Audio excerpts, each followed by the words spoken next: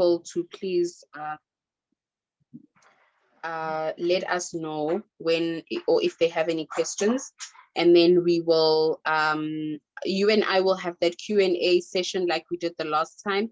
I will ask the questions and then you can just answer them, and then I'll give the vote of thanks at the end, and then yeah, that's it. Can I please just be excused for 2 minutes? I'm just taking my daughter out. Her dad's here to fetch her. Okay. Can I start admitting people? Do you have any questions, Lesakhisha, Dumelo, Dolce? No, good, thanks. I'm just gonna try log in with my laptop as well. Okay, so I'm just gonna start. So I created this welcome banner. It's good to see about Mama Fia. At least the instructions are there. Excuse me? Please don't forget to make me the host so that I can share my screen. I did. Okay, so I'm just gonna start admitting people.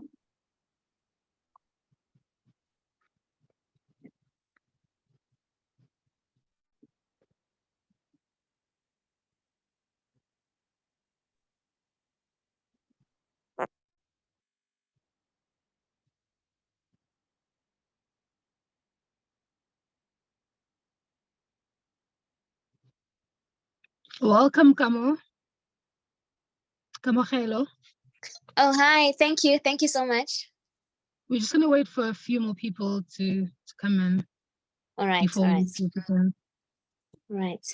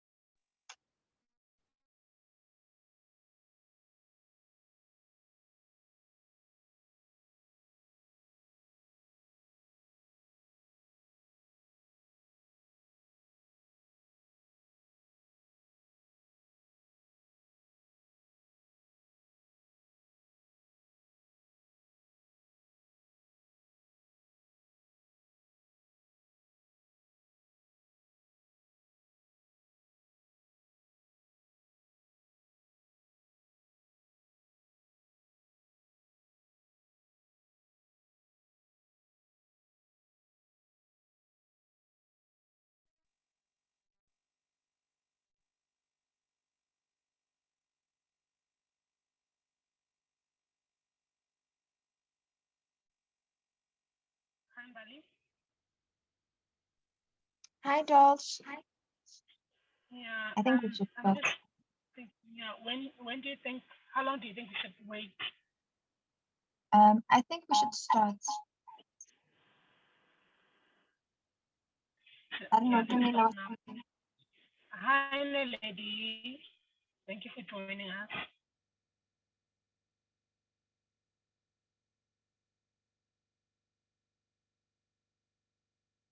Okay, I think I'll go ahead.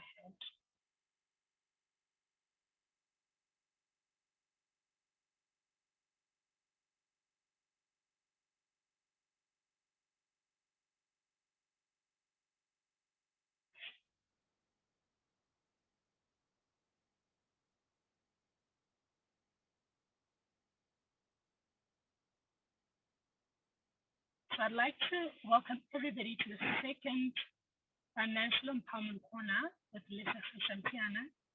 We're also joined by Tumelo Setenyane, who will be giving us a presentation later on today. Dolce, sorry. Dolce, we're struggling to hear you clearly.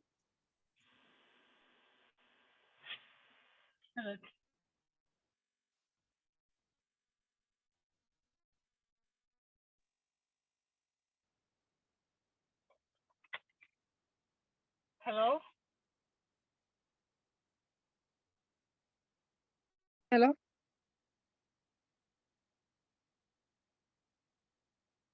Hello?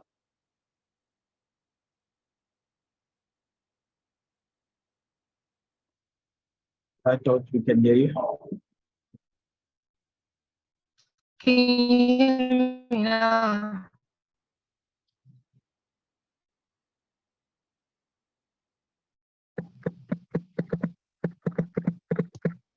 No, I think Shem, I think your sound is very bad, Dolce.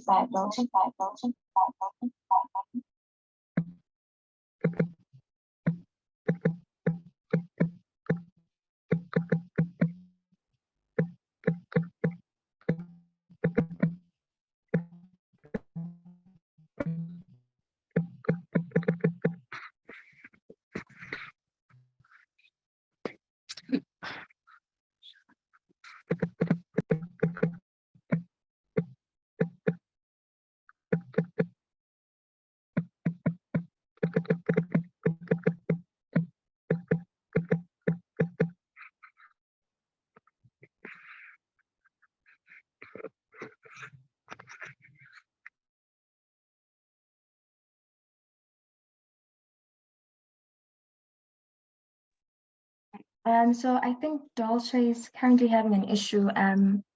I'll just introduce Utumela, and hopefully by the time she gets back, she can continue. Can everyone hear me? Yes, we can hear you, buddy. We can. Perfect. So, Yes, we can. what Dolce was saying is welcome everybody to the second installment of the Financial Empowerment Corner. I am Umbalenhle Sibanda, and along with Utumelo and Dolce, we're part of Sinothile Stokvel. And we're really excited just to learn from the two speakers today. So you'll see on the screen currently, we do have a welcome banner that sets out the rules. So we don't have extensive rules. It's just that we'd be grateful if you kept your mics on mute during the presentations. There will be an opportunity to ask questions during the question and answer session. Please also use the chat box to share any of your questions or comments. Please also place your email address in the chat box to receive the slides as well as the recording.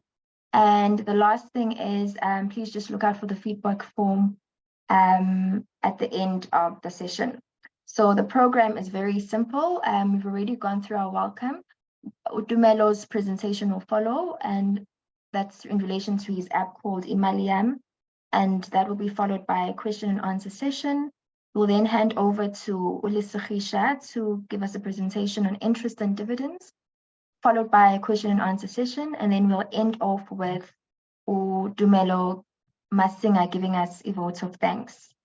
So I see that Udolch is back. Dolch, do you think you can do Ibayoga Dumelo? Should I continue?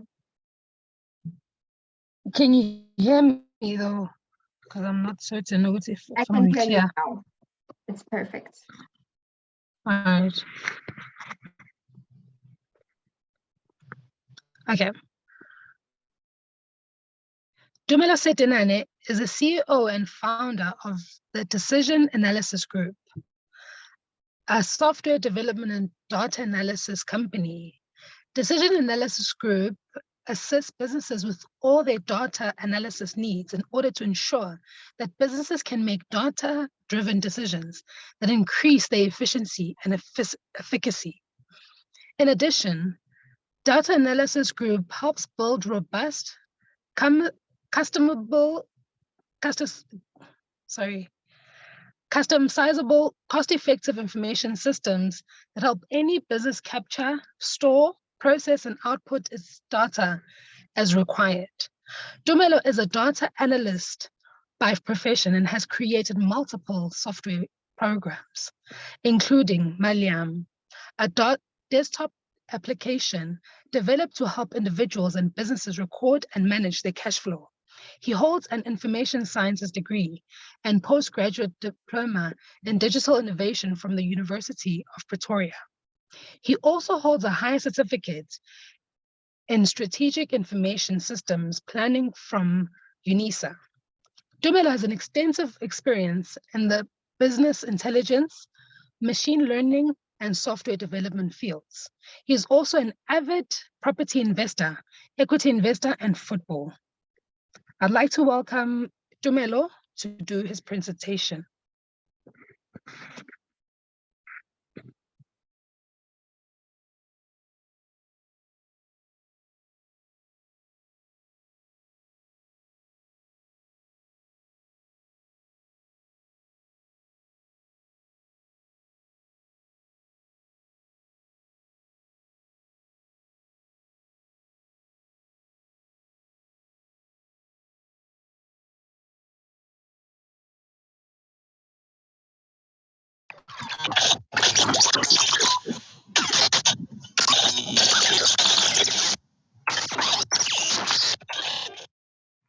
Hi, my name is Molly Yam. Thank you so much for the opportunity you have given me to tell you more about myself. I will try to articulate, in 5 minutes or so, as best as I can so that you can understand my reason for existence. I'm ready when you are. What would you like to know?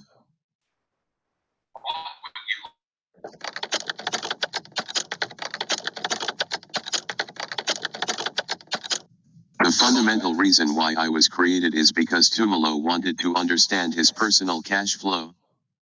He wanted to know exactly where his money was going and from where it was coming. Suppose he's a biscuit lover, which he is. He wanted to know how many times in a given period he buys biscuits, how much he spends on them, and which type of biscuits he buys frequently. What else would you like to know?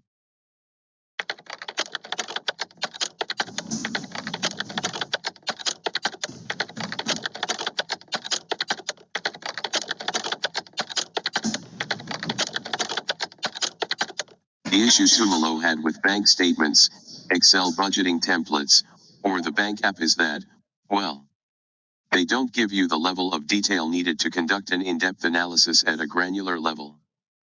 Going back to the biscuit situation, Tumalo wanted to know this: if he spent 500 Rand on biscuits, what are the different types of biscuits that contributed to this amount? Let's assume he spent 200 Rand on Romani creams, 100 Rand on tennis biscuits, 100 Rand on Eat Some Mores, and another 100 Rand on Marie biscuits. This is the level of detail he wanted when he created me. Let's not think of him as weird. He is a data analyst and programmer after all. The devil lies in the details for these types of people. 2 quotes Tumalo loves using. First, the more fundamental the axiom that you question, the more uncertainty you release. The second is this: if you cannot measure it, then you cannot manage it. When you are able to tell exactly, without any shadow of a doubt, by analyzing the trends, where your money is going or coming from, then you'll be in a better position to manage your expenses and income. What else would you like to know?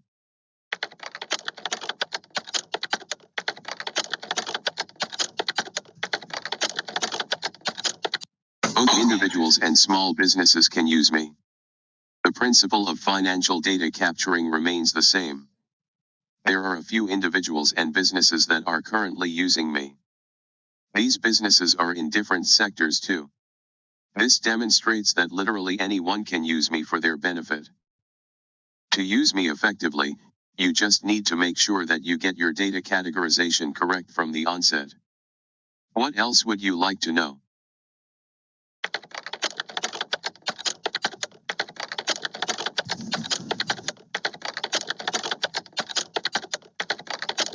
For more information on how to download, install, and use me, visit maliam.decision-analysis-group.co.za. Please be sure to contact Tumalo should you have any other queries. He'll be happy to help.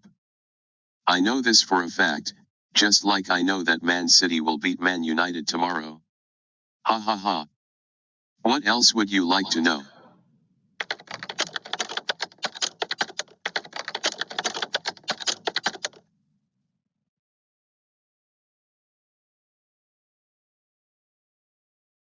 Okay, goodbye. Have a blessed night further.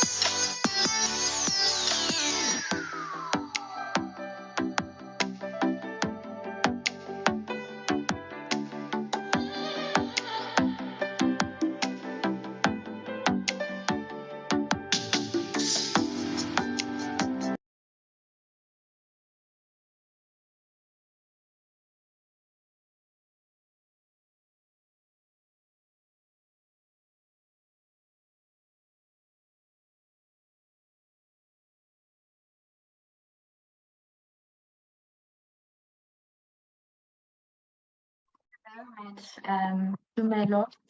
I think that was a very interesting presentation, especially the use of, I don't know if that's, I don't even know how you coded that, but it's very interesting. Anyone have any questions for Tumelo about the app?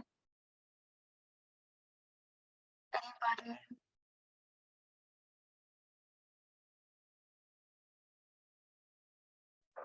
I would just like to know, do you have like a subscription fee? And if so, then how much is it?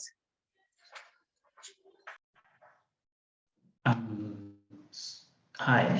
Yeah, everything is there is a subscription fee and everything is on the website. So I have reduced it. I've changed the pricing plan again. So currently it's just going to go for 125 a month. But again, everything will be on the website. I'll just upload the website URL so that you can find out more information, you know, because those videos were relatively short. Also, sorry, last question.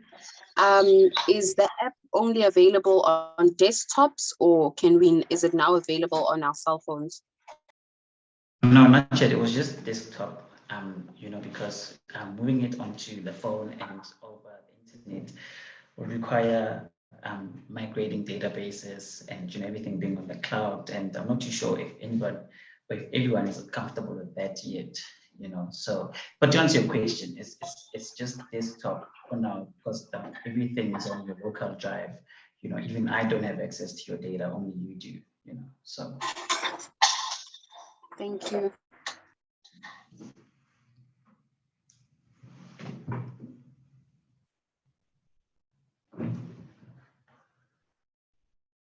Else have a question?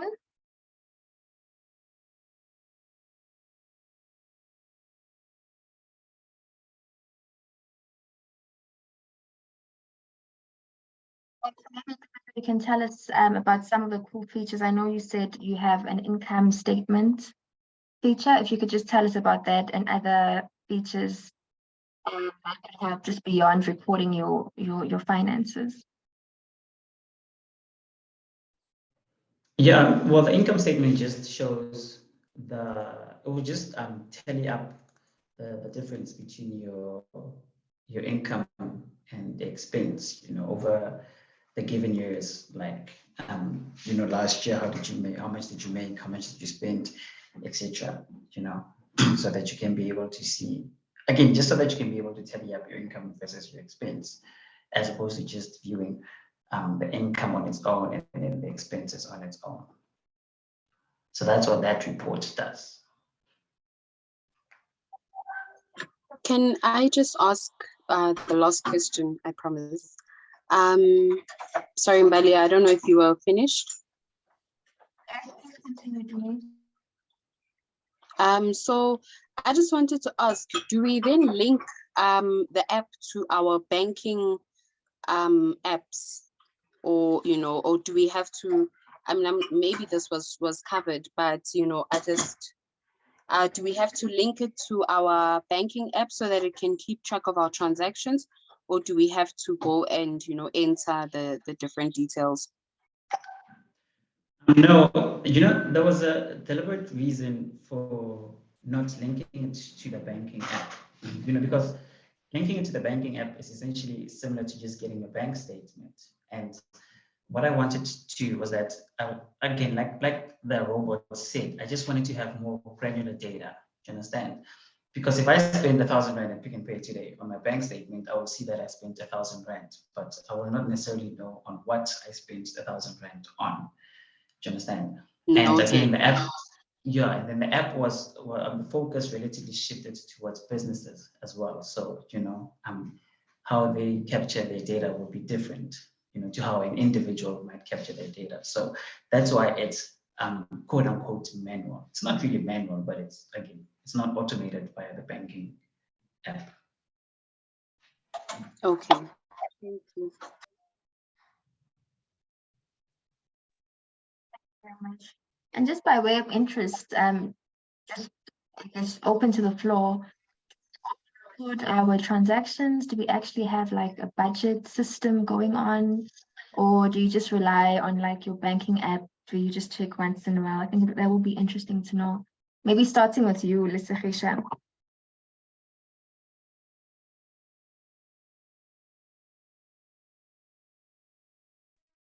Please just repeat the question, Bali. I don't think you're too audible there. Oh, really? Can you hear me now? Yes, I can hear you. It's just Sure. I may have to lean into my laptop. Okay, so what I was saying is just at the back of Dumelo's presentation on app and helping you record your transactions, it would be interesting to know if any of us actually have like a formal system of recording expenses and income, etc., whether it be a budget system Or is it a thing of, you just rely on your app just to could see how much money is coming in, how much money is going out, but you don't really have, I guess, a system to track it.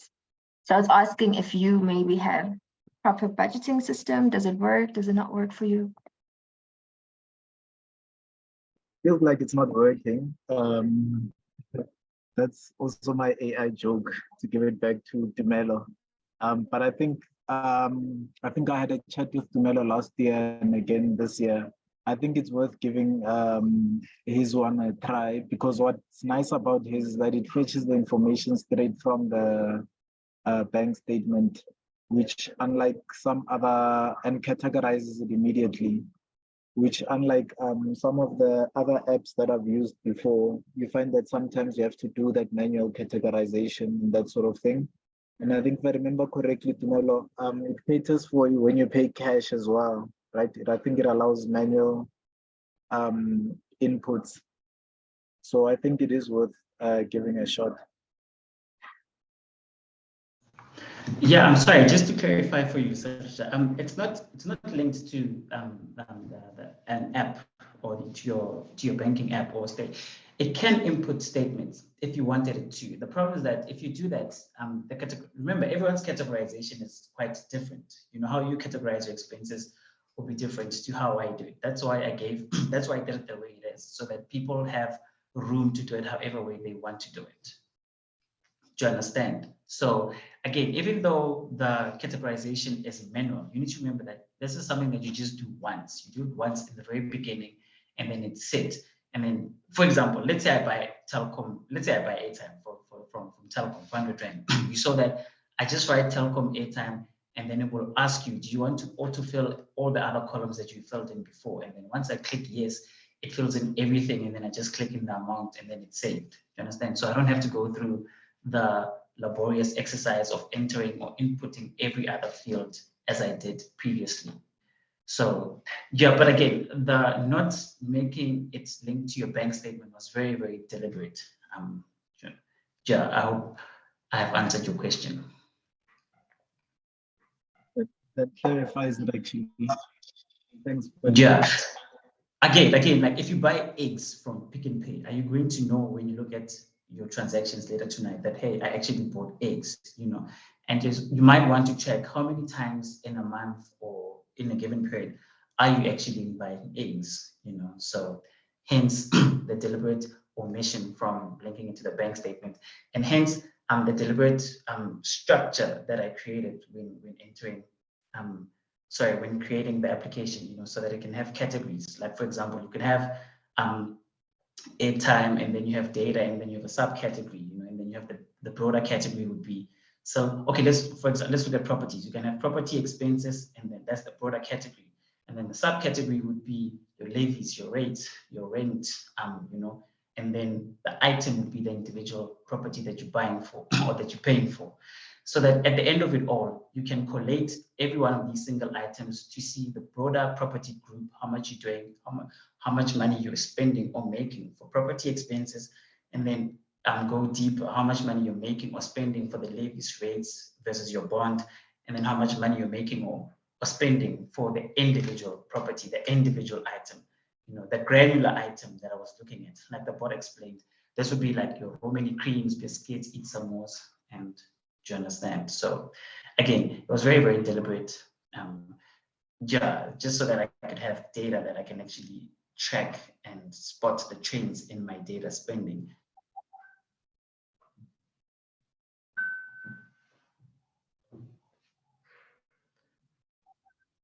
And then, yeah, the app also has, you'll see, again, everything will be on the website, or everything is on the website.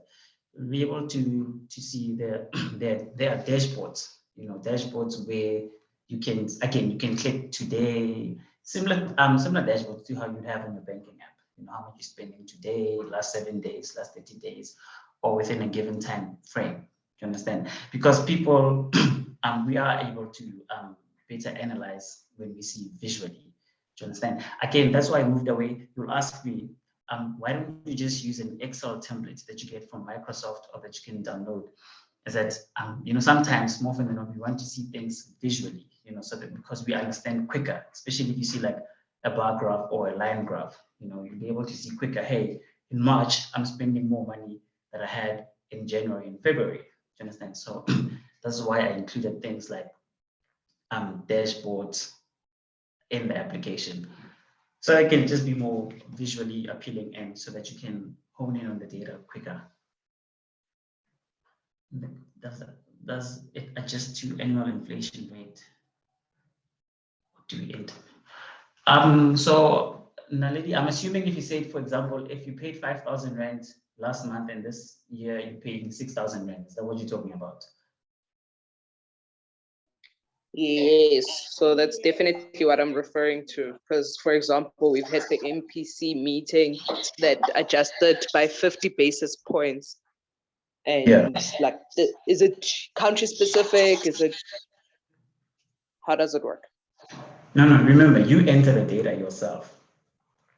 Okay. So yeah, again, if last year you paid 5,000, if last month you paid 5,000 rand on your bond, and this month you're paying 6,000 rand, you are the one who enters that amount. And then again, at the end of it all, you'll be able to see the difference when you're looking at the dashboards and so on. All right. All right, fantastic.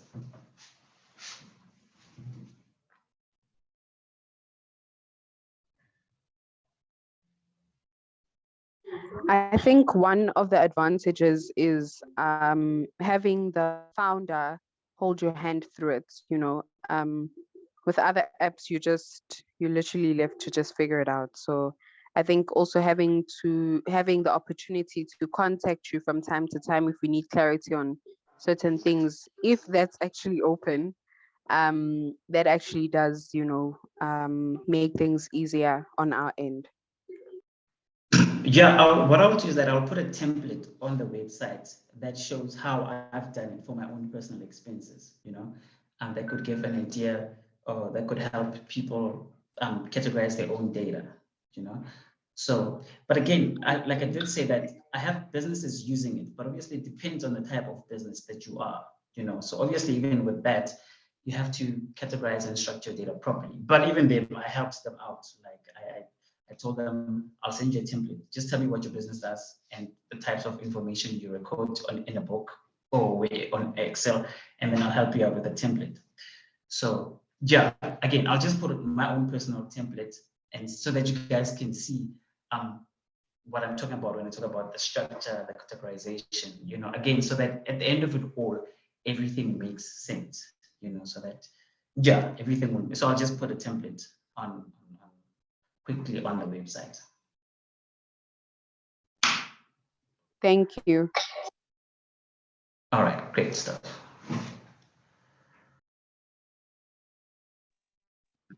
Thank you so much, Tumelo. You've given us a lot to think about, especially myself, on budgeting, something to help us with that. And then on to the next on our program, I'll be introducing Lesakhe Shamtiane. Who will be taking us through his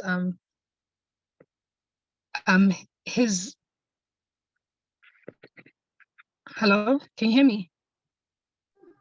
Yes, we can. Something's happening with my phone, sorry.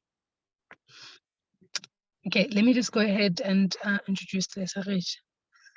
Lesakhe Shamtiane is a chartered accountant and venture capitalist with a deep history in auditing the public sector and advising numerous entities outside of it. He has dealt with varying cross-border transactions, such as businesses based in America and Kenya. Most notably, Lesakhe was selected as one of the co-authors of Africa 80 Project, an initiative that gives young Africans the opportunity to provide the solutions that will shape Africa's growth path in various fields. To this end, he wrote Chapter 10 on investment, finance, and aid. Lesakhe is the executive chairperson of Financial Hut, which is a bouquet consulting firm operating within the entrepreneurial space. He is also a co-founder of Thousand Capital, an investment club that seeks to mobilize 1,000 young professionals to invest in establishing the township as a market ripe for investment. In addition, he serves on the board of trustees for Devon Park Body Corporate and advisory board of Athlema Tech. He holds a Bachelor of Commerce Accounting Sciences degree obtained from the University of Pretoria, an honors degree in accounting sciences, and a certificate in I'm going to ask you about someone else. What about this one? Hello? We're here, Dolce. Oh, I'm hearing something, so I thought maybe like you couldn't hear me any longer. No, we can still hear you. I'm not sure what's happening. Okay, let me just do the last bit. Like another sound came in, so I thought maybe I had been, cut off somewhere. He holds a Bachelor of Commerce Accounting Sciences degree obtained from the University of Pretoria, an honors degree in accounting sciences, and a certificate in the theory of accounting from Monash University. Let's welcome Lesafisha onto the mic. Thank you very much, Dolce. Thank you very much, guys. Tumelo, thank you very much for your presentation. I think as I've indicated in one of the previous sessions, that we invest in township businesses. And I think one of the items that led me to that was bookkeeping. And I can tell you now that the product that you're offering is actually a very welcome product for most companies. And yeah, I wish you all the best with that. And I do advise people that they do, try it out, try various other ones as well, but make sure that, yeah, you've got financial statements. And it will become clear even today why that is so important as we talk about interest and dividends. I'm not sure, Vali, we're gonna put up the slides. Yes, they're going up now. I was just waiting for you to. Is it all see them now? Yeah.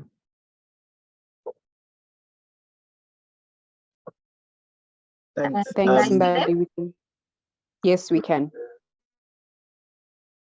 Just let me know, Melissa. I think if you remember from the presentation that we made last time, and I've actually noted in a lot of my videos, I always promise to keep things short, and then I end up speaking, hey, goose. But once again, without fail, I think I'll give it a shot to be short today. It's just 2 items that we are discussing. But I would have liked, and I hope that most of you gave yourself time to go through the notes from the last presentation on inflation, assets and investments, liabilities, so that when we now talk about this section, it then becomes a lot clearer. I mean, in short, interest and dividends is basically the return or the source of income that you get from those assets and from those investments. That's the short definition of it. We can go to the next slide, Bali.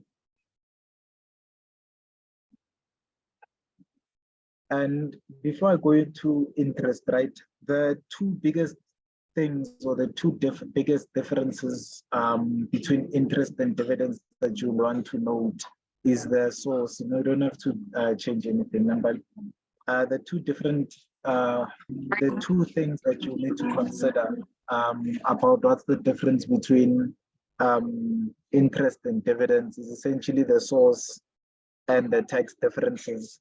Just from the get-go, I'll tell you now, the source of interest is essentially savings accounts, fixed deposits, and bonds. And why that's important, why I add bonds, is because a lot of the times when we compare returns, we always think of bank savings accounts. And if any of you have opened a savings account, On the pamphlets, it speaks about offering interest rates of up to 7%, but when you get inside the brochure, you end up finding out that, oh no, for you to make 7%, you basically need to have a bank balance of about 5 million or something crazy like that.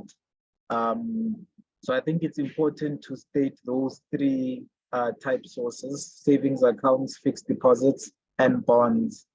And when we get to fixed deposits, normally those are 3 to 5 year type investments. And there you'll find that the interest rate starts to go a bit higher from 2.5% to 5%. And if you're looking at the slides and wondering what on earth is going on, where is this guy reading from? You'll remember from the previous presentation that I try not to read from the slides because those you can always take home with you. I'm gonna use them as a guide, but I would like that in this session, I provide you with some information that we can then engage on when we get to the Q&A. And then afterwards, you can have information that you wouldn't really have on the slides themselves. So that's why I'm going through this format. Why are my notes not on the slides? And that's because for the academic geeks like myself, I do like that slides still stick to the formal information available out there. But as well, I think as indicated last time, you know, with ChatGPT and them, the last thing that you want to do is be a speaker that's very good at Googling instead of actually coming up with a new form of insights or source of insights or types of insights. So I think just bear with me on that. So I was on fixed deposits. Fixed deposits, you'll note that they essentially give interest rates of up to 5%. Occasionally, I've seen interest rates that go up to 11, 13%. I think African Bank had it at one time and Standard Bank another time, but normally there's an asterisk at the top of the percentage. And when you read down there at the bottom in the small letters, the asterisk says you must have a minimum deposit of 100,000 Rand, and it says this is only nominal interest and not the effective interest. And before you know it, it basically just means that you are not going to get your 11 or 13%. Then if we go to bonds, the one that most of you will not yet be familiar with, but I think I've often found when giving investment advice is what we call RSA bonds. And you know, I don't want to test the bandwidth, but normally I would actually go on the internet and then show you guys those different types of bonds. But essentially you borrowing your government money, and they you get them in 3-year, 5-year, and 10-year tranches. And normally they will give you something like inflation plus a percentage. So they will say inflation plus 3%. And you will see later on when we talk about how do dividends and interest keep up with inflation. I think in continuing from the theme last week, bonds are one of the instruments that do that very well. The other type then would be the fixed interest rate bonds. And that's where in the same categories, 3, 5, and 10, they will offer you a fixed percentage. And you will see when we get to dividends, how I use those percentages to actually make sure that when I invest in companies, I'm getting a similarly comparable interest rate on that. So I think that was just important to mention when talking about interest and that sort of thing. Back to the slides, what you will see is that often when we talk about interest, we essentially see it from the borrower side, and I don't know why, you know. It's very seldom that when interest rates go up, there's a party and a hooray outside, which is very concerning for us accountants, because we'd be thinking, hey, if for how people have been complaining that savings accounts give very little interest rates, you would think when the Reserve Bank governor increases the repo rate, then people would jump for joy. But obviously that is just the hopes of accountants. But typically when we talk about interest, you get both the borrower and the lender. And on the lender side, that is where a lot of the times when you're managing your own money, that's the side that you typically would be looking at. And that's where it becomes important to then look at what types of factors affect interest rates. And we can go into that, Bali.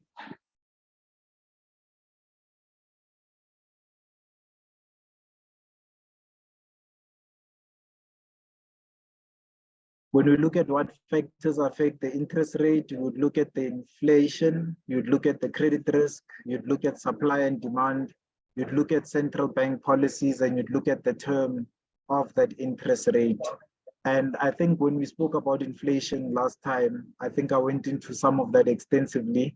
Today you get to see it here. And when I speak about the bonds, now you see why with the treasury bonds, I mentioned upfront that you would find inflation-linked treasury bonds. So the bonds that would say that we're going to give you inflation plus a certain percentage. And I think just to touch on that inflation one of the reasons why we would recommend buying RSA bonds and why I call it investing in government, you know how we always either complain or we get scared in the media that foreign investors are not going to be happy with the rand-dollar exchange or with the interest rates or with inflation. I always say to myself, why do we always think of foreign investors?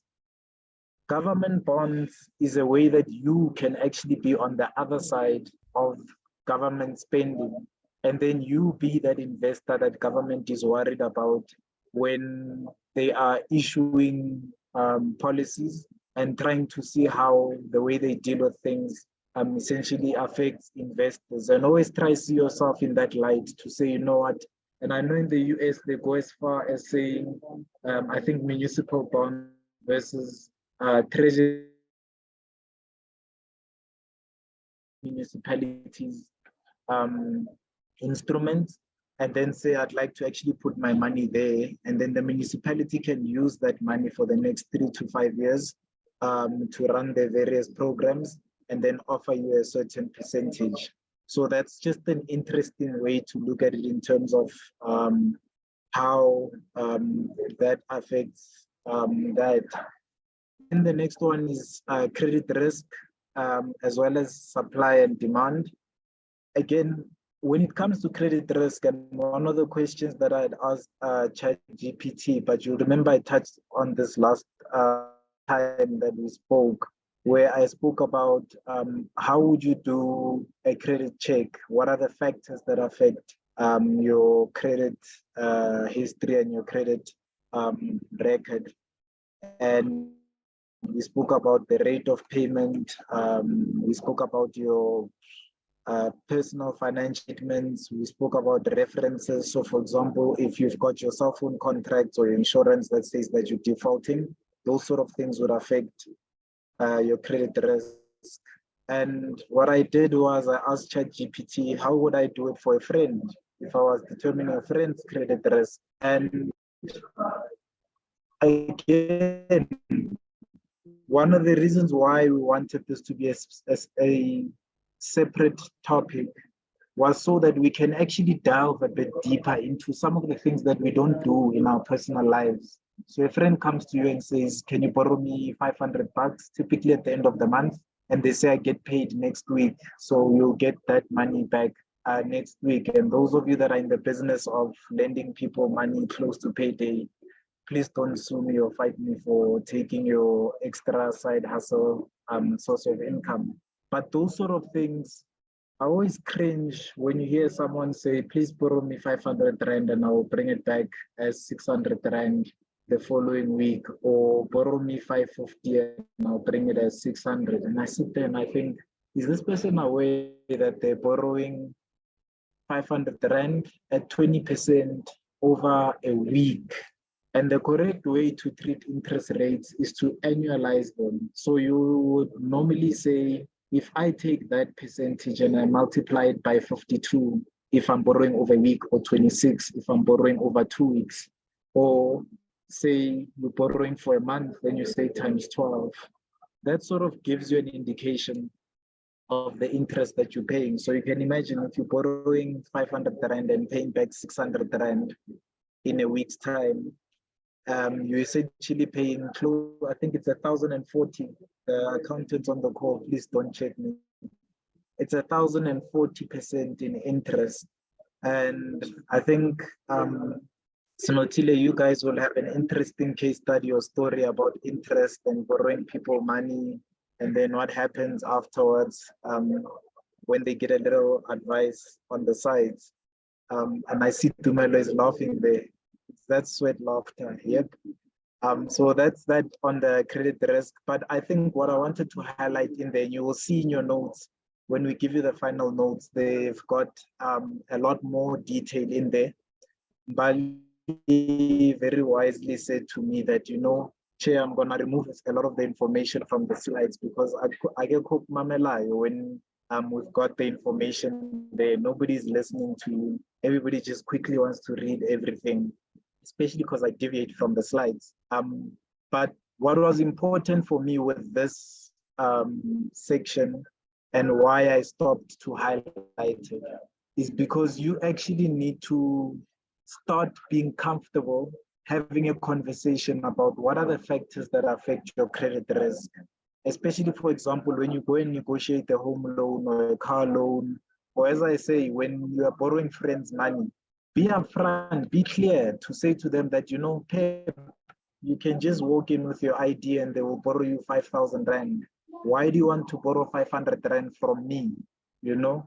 And oftentimes it's because of that misconception that it's easier to borrow from you and it's cheaper to borrow from you. It's certainly more convenient, but as some of you have posted on your statuses, it becomes a lot more painful when a family member is not paying you back and then you have to go after the money. And then again, we look at that and we think, yeah, but I mean, if this person couldn't borrow money from the bank, why did you think you can do the bank's job and borrow them without a credit risk? That sort of a thing. The other items, supply and demand, central bank policies. I think you're more familiar with central bank policies, but supply and demand as well does affect it. If there are a lot of people that require credit, but there are very few credit lenders, you can imagine that it will start going towards the people that are willing to pay a higher and higher interest rate from that. And the last interesting one on the slide there is the credit term. And we had a little chuckle when we were compiling the slides where we had written incorrectly the inverse, where we said the longer you borrow the money for, the more risky it is. As a result, the higher the interest rate. It's actually the inverse. The longer you borrow the money for, the less risky it is, and the lower the interest rate will be, but the higher the interest amount will be. So you'll find a situation where the bank is willing to give you a loan, and for that loan, they will charge you 10% for 20 years, typically on that asset that we spoke about last week, the house that everybody thinks is an investment. And then when you look over the 20 or 30 years, you've actually paid 3 times the value of that house in interest, compared to something like a car where you borrow it for 5 years, your interest rate is typically a bit higher in terms of either you paying a deposit or a balloon payment, and then but you're paying much smaller interest because of the shorter term, but much higher interest rate. So relatively, it is higher. It's just that the term then creates that compounding effect. And when we talk about compounding in next week's or the next installment, that will be a lot clearer. I think we can skip slides.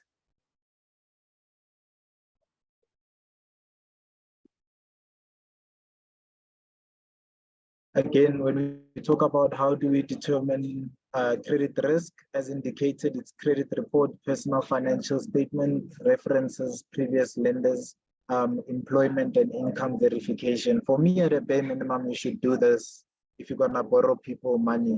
And people always think that perhaps I'm joking, or how on earth do you do a credit check on your friend?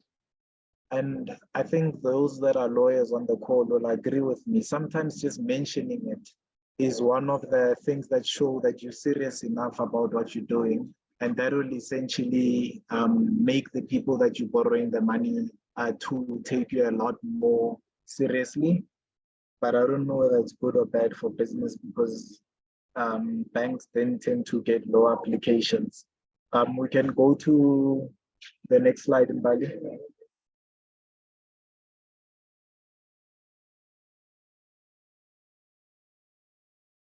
Now we get to the cross section.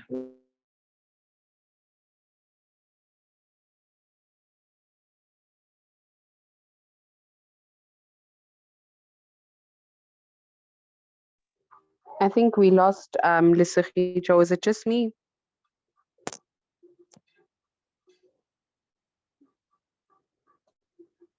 Hello? No, it's not to me. I think we lost him. Okay. Just give him a All right. minute or two to rejoin. A minute, yeah. He is struggling with connection, guys. Went to the extent of finding an alternative venue for this. Can we please just bear with him just for a bit, please? Thank you.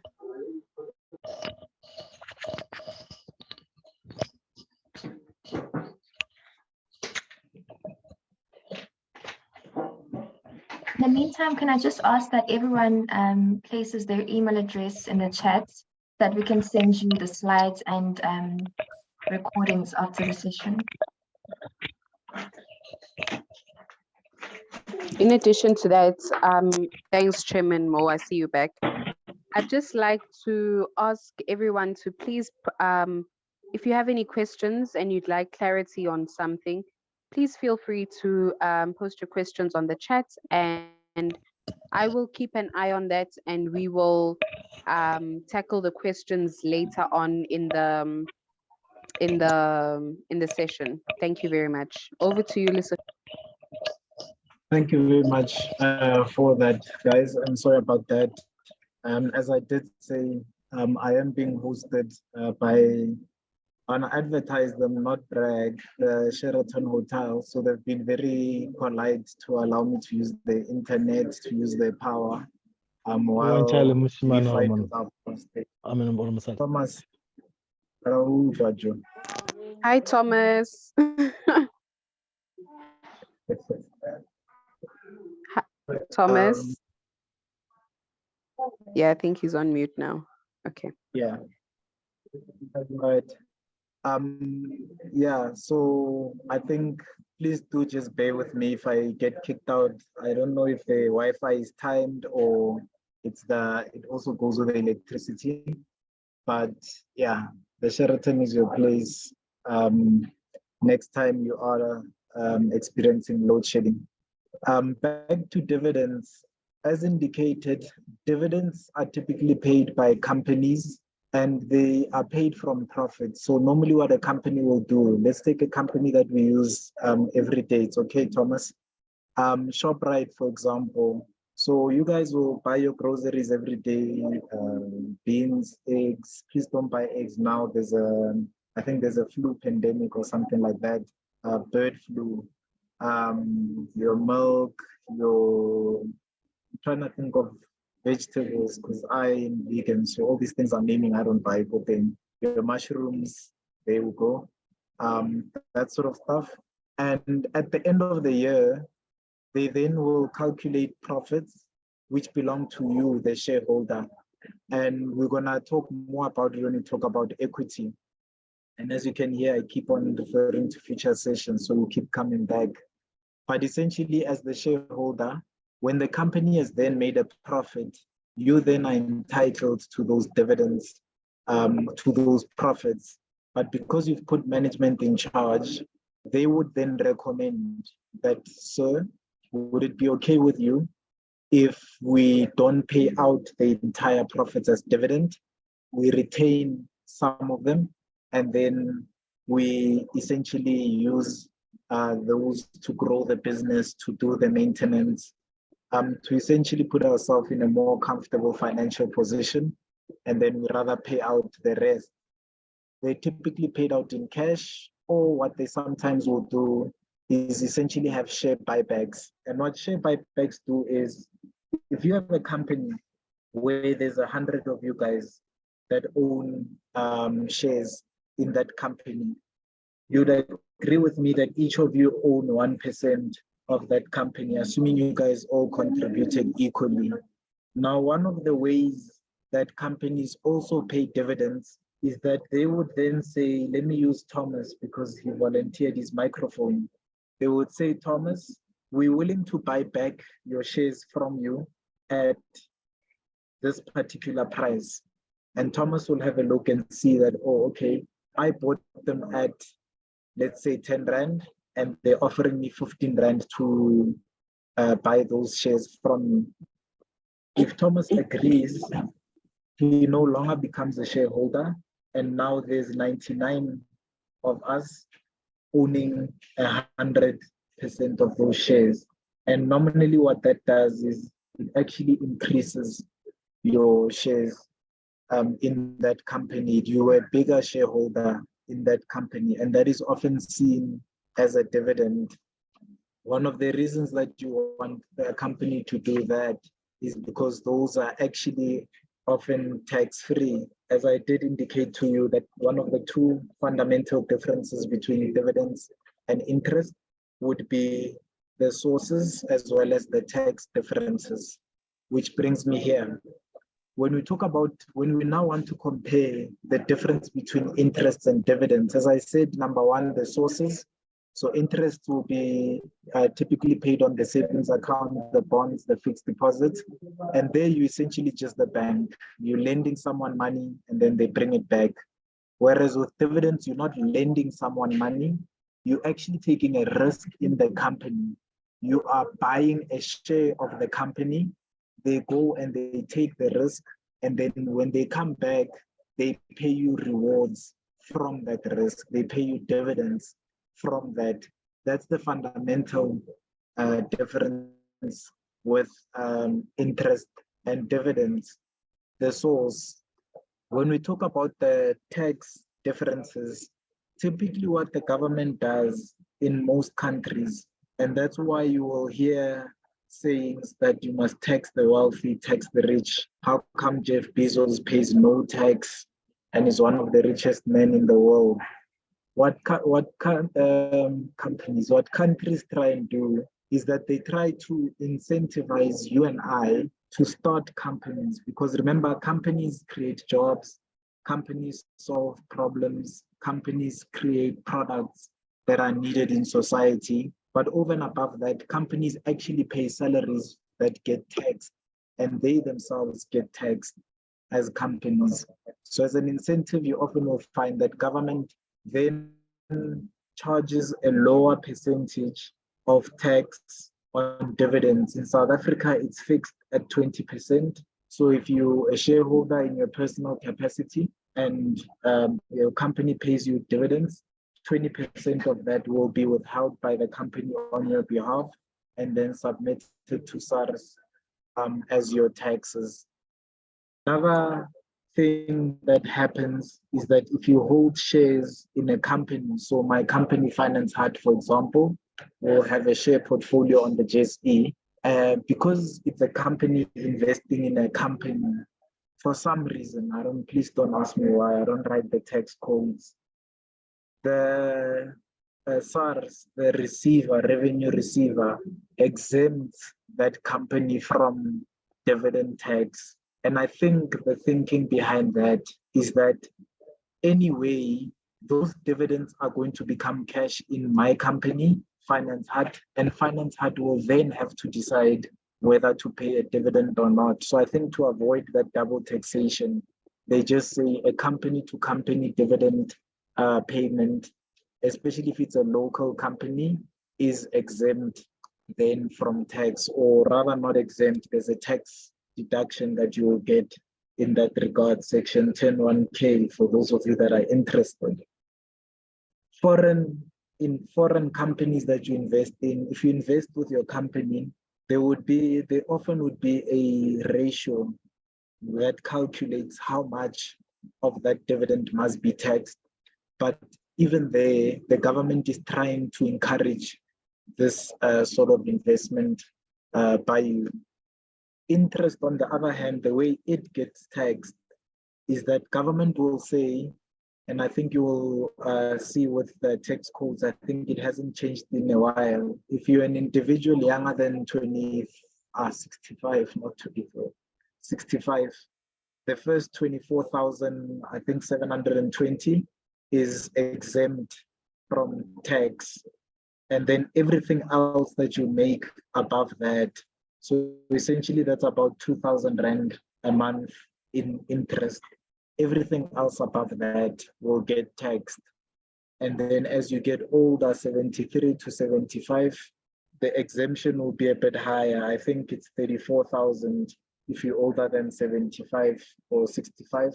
And then I'm not sure if you go older than 75 with our life expectancy, what the exemption will be on that interest. Interestingly, and I think I will touch on this when we discuss index funds or index trackers, that's what we call it.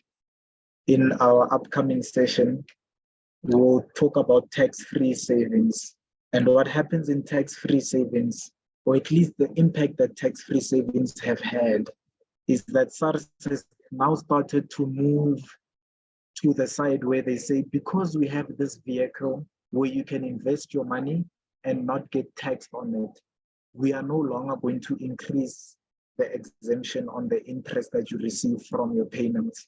So you find that pensioners and people above 60 that often rely on dividends and interest to supplement their income, they're then more encouraged to move to that tax-free sort of a vehicle instead of sitting in just normal fixed deposits.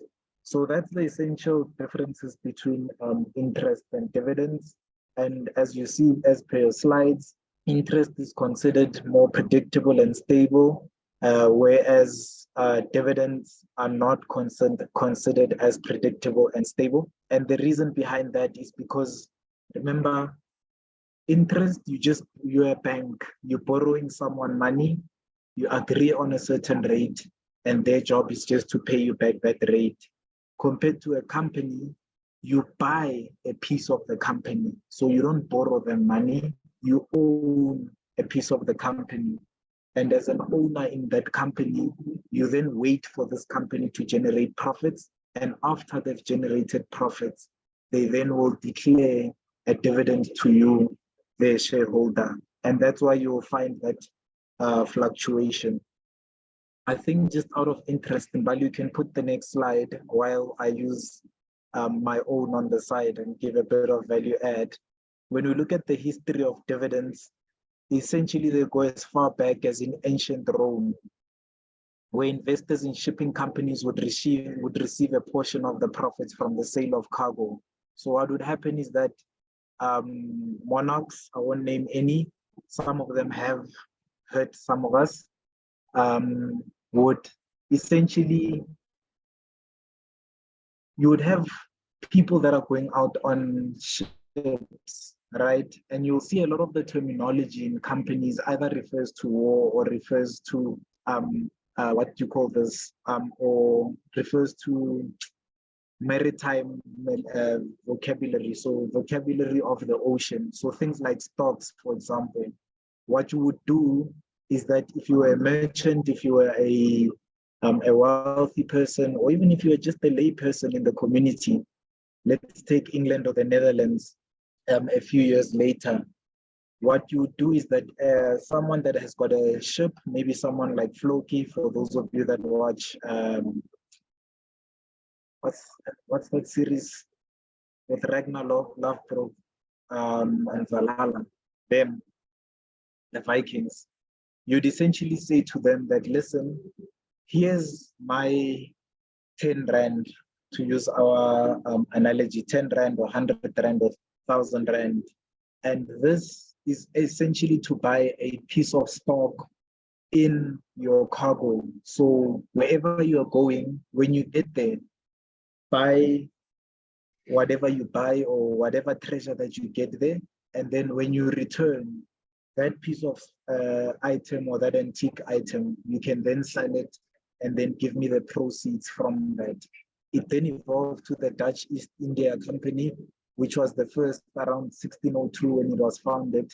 So almost, is that 400 years, 421 years. They issued stock in regular fashion as we know it today, with ledgers and accounts and what have you. And then from then on, the Industrial Revolution, the Great Depression, that has been the evolution of dividends. The important thing that I wanted to highlight with dividends as well is that in the past, and I know for some of you right now, you're sitting there thinking, yo, this guy really loves dividends. You have no idea. I haven't even told you the half of it. But dividend companies are actually, studies have shown that they tend to be more stable, better managed, and generally outperform other companies over the long run.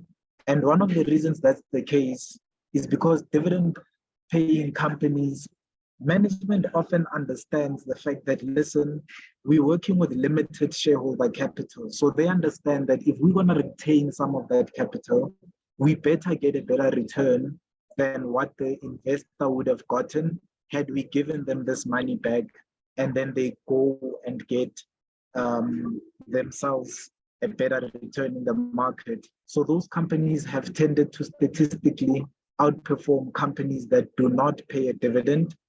Those companies tend to reflect more of a high risk, high reward type of a characteristic. And as you know me, I actually am not a fan of that. It actually turns out that lower risk, higher return, or as I stated in the term, it's actually lower risk, more likely the return, and more consistent the return. And yeah, that's essentially dividends. Just be careful that there are companies that use dividends to mislead shareholders. So out of the blue, a company that is struggling, Steinhoff used to do this very well. They will pay a dividend to create the impression that they're not under financial pressure. And then people would be fooled into buying their shares. And then we all know what happened with Steinhoff today. And we'll discuss some of these things when we get to the final episode, or maybe even when we get to the Q&A section. So that's just what to look out for with dividends. When we talk about interest and dividends versus inflation, again, feeding off last week's lecture or last time's lecture, and I think that's why you see why we started with inflation. Inflation is like the holy grail. It's the Papa action, essentially, of the finance industry. It's the one that is essentially fighting everyone. You know, everybody's just trying to beat inflation. And as I said, if you go back to the history of where currencies come from, when we moved from the gold standard in 1973 and government started printing money, inflation started tracking the loss of value of that money. I saw a YouTube video that actually put it in better words. It's basically your money disappearing in the bank account into thin air. So the money, you had 100 Rand last year, you've left it in the bank.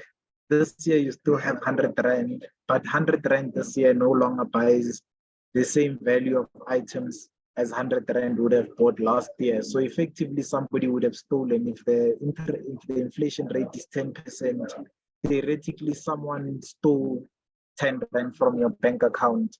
And so one of the things that you would try to do is use interest and dividends to then make sure that your money is essentially retaining its value. And the way interest does that, as I said, they will just offer you an interest, an inflation plus return on your money.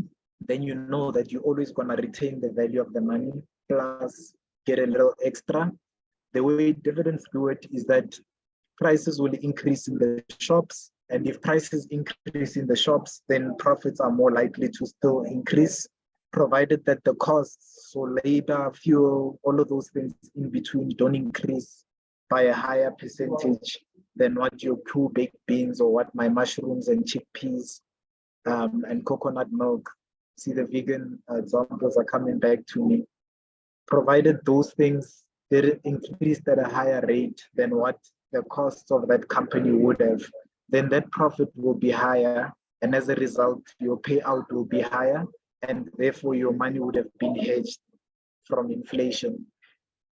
I think just to add on the dividend side of the argument, because you're a shareholder in the underlying company that is paying that dividend, one of the ways that your overall financial position, and I think it will be discussed more when we get to portfolio risk, which is inside of these notes.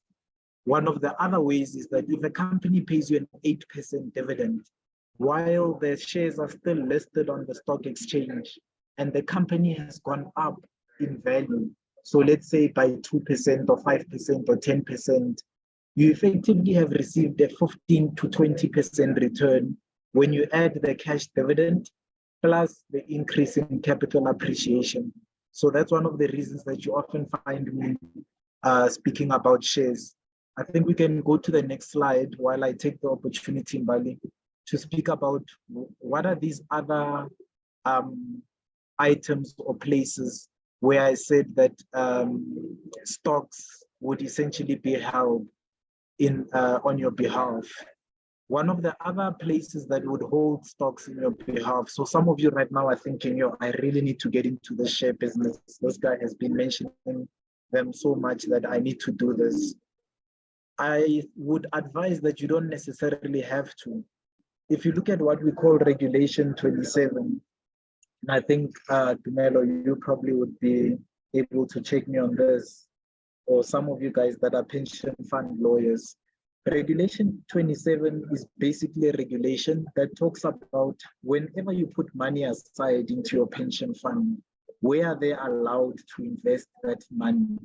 And what most people don't know is that even though they think stocks are risky, your pension fund is required to hold a minimum of about 70% of your money in shares, then 20% in property, and then the remaining 10%, they can hold it in other.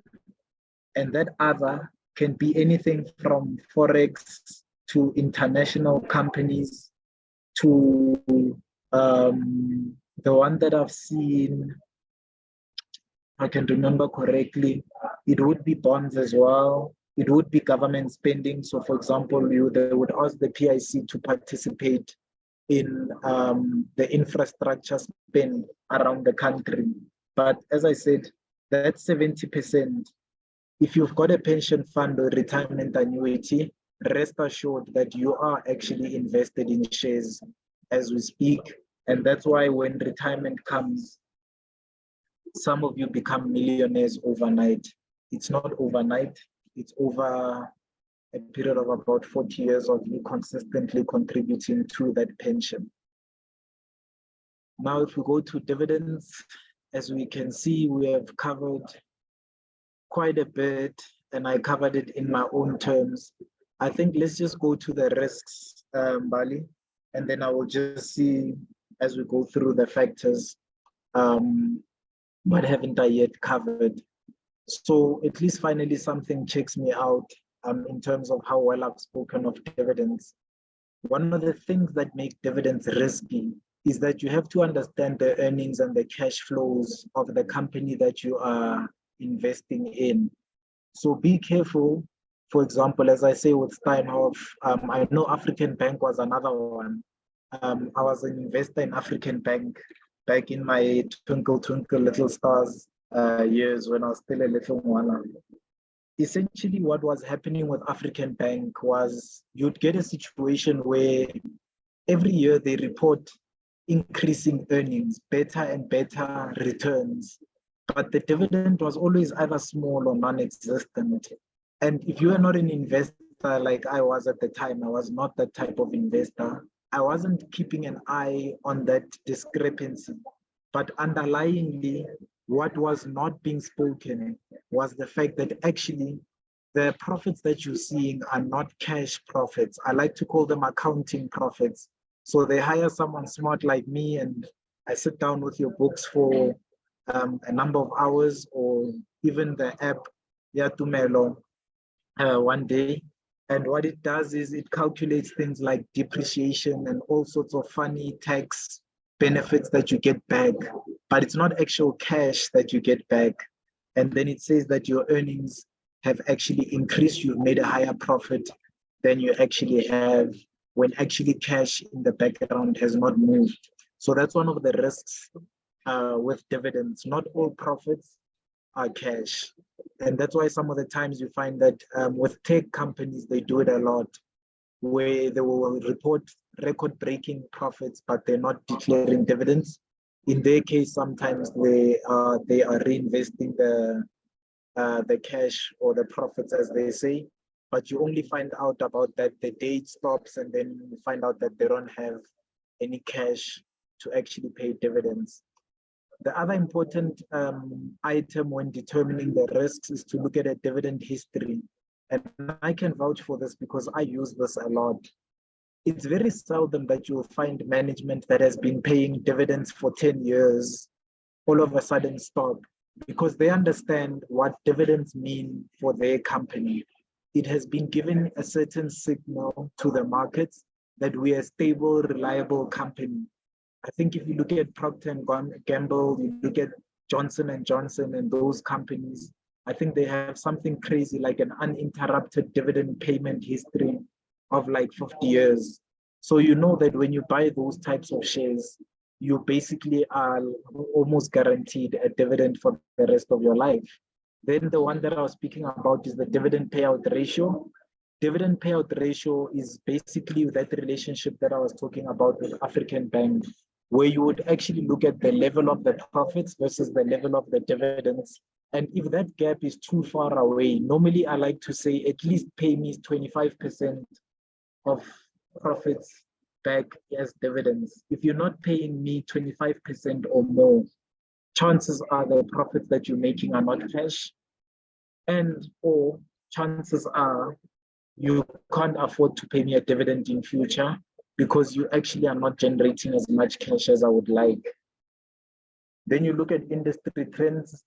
That is basically where in certain industries, as I said, with tech, if you see that Meta is not paying a dividend, but nor is Google, nor is Microsoft, then you can see that, okay, this is actually normal and the company is not doing anything wrong. The inverse is true, where if the whole industry pays dividends, but your special company does not pay dividends, that is something to consider as very fishy. And then the last one is management guidance. Management will always explain their rationale for not paying dividends. And I've seen that lately companies get lazy. They say due to future uncertainties, I think because of COVID, management has decided to withhold the dividend. I normally insist that you actually, as a shareholder, write to your management. I actually have once called one of the CEOs of the JSE listed companies. I literally picked up the phone and said, can I speak to the CEO? And they said, may I ask who's speaking? And I said, Mr. Mtiani, if you look at your shareholder register, you will find me listed there. And to my surprise, I thought I surprised them. They were like, just hold on a second. And I thought, okay, maybe they're gonna get permission. And next thing you know, the CEO is like, whatever, Anton, hello. And I thought, oh my God, now what do I say? I just wanted to see if it works. But essentially what you would be doing with that, or attending an AGM, or writing to them, some of them are on Twitter, you would essentially be asking them, listen, I note that you said due to future uncertainties, you have not paid a dividend, but please elaborate more, because as a shareholder, you actually have a right to that type of information. So those are the things that you would look at to determine the riskiness of a dividend. We may continue.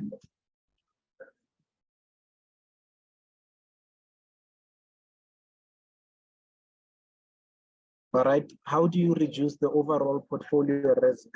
I added this one just so that I can market some of our services. Accountants are complaining you guys are not using them. So I thought, let me add a little curveball. But this is all just fancy talk to just say, when you sit back and you say to yourself, these are all the assets that I own as a human being. I own a car, I own a house, and I discussed last week why those are assets besides, despite you having read Rich Dad Poor Dad. I have a business, I have this and that. Portfolio risk, all it says is how safe is the value of all of these items. And what are we talking about when we say how safe is the value of this item? People traditionally say property is a safe investment. And to those of you that are property owners, I would ask you now, if you put your property on the market today at the price that you want to sell it for, how many buyers are you gonna get? And I hope you're laughing or you're cringing in the background, because the chances are there aren't gonna be very many buyers at the price that you want today. Meaning that property holds a particular risk in your portfolio, i.e., there is a certain capital depreciation that you expect in the overall portfolio that you hold. So you say I own a 4 million rand property and I've got 4 million rand cash. So theoretically you're worth 8 million. But then we say, go and sell your property and then tell us how much you're worth now. And it becomes difficult to sell the property unless you drop the price. That dropping of the price is what we call portfolio risk, the overall risk that property poses to your portfolio. Another one is shares. And that's where most of the time we see this portfolio risk. Shares have the unique distinction amongst all other assets that every single day, every single minute, we are reporting on their value. And the reason I say it's unique to every other asset, there's nowhere else where you find people bidding, as you see in the picture there, for a share of your car or a share of your toaster or a share of your shoes. And so the value of shares tends to go up and down very quickly, and people tend to tell you a lot. That also is portfolio risk. And what has happened in the past before, I think it's one of the shares I hold as Sibanye Gold or Sibanye Stillwater. I think I bought it at 55 Rand and it's now sitting at 36 Rand. So I'm looking at about a 36% to 40% drop in the value of my capital. And that's what we call portfolio risk. So if you look at my net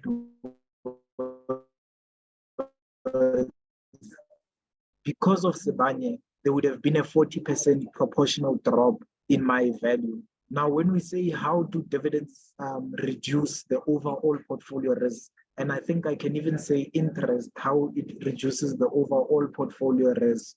Sibanye pays me dividends every year. So even if the value, the capital value has dropped by 40%, because they've paid me more than 40% in dividends the last 10 years, my portfolio still has that 40% in the form of cash. So the value has just shifted from capital to actual cash monies.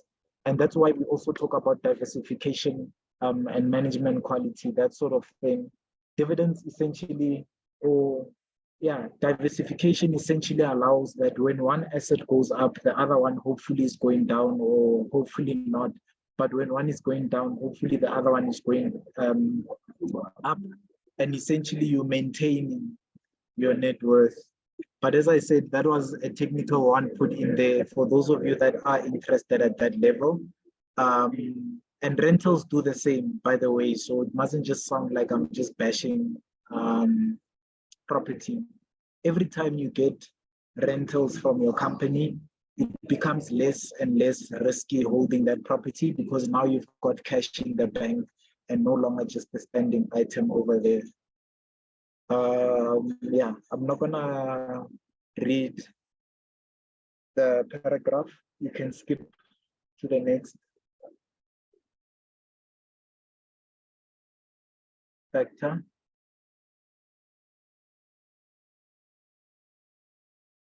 So how do you determine or calculate a company or a borrower's financial position? And even I'm looking like that girl at the moment. You want me to do that now? But basically the way you do it is you look at financial statements, and I don't know, I'm looking at the time, but I think I am actually going to take a shot. Let me just on the side Google, and then if it opens, I will just show you very quickly how I do it, right? I'm just gonna open, let's see, Luis.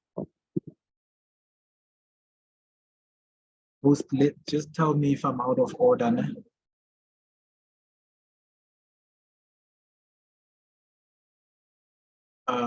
We will. Screen sharing. Not out of time, out of order. I don't know. Will it be, can you make me host temporarily just so that I can share my screen?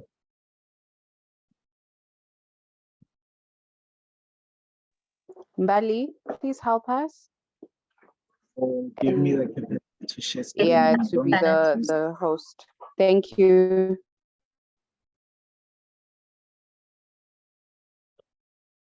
The reason I'm doing this part and why I'm comfortable doing it, even if it takes a bit of our time, is because as far as I've ever lived, nobody has ever showed us how to do this. And I think it's one of the injustices of school and the school system, in inverted commas. Now I clicked on the page itself, but that's fine. Just bear with me now.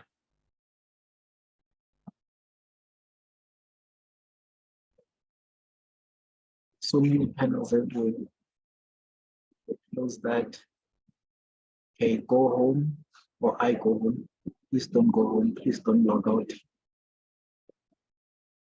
So what you will see on your screen is essentially share data. This is what I use for my share information. Ooh, and it might not work because I'm logged inside the house. Maybe I'll share another screen. But as I said, the reason why I'm willing to make my presentation patchy while I do this is because I know if I don't show you today, nobody else is showing you this.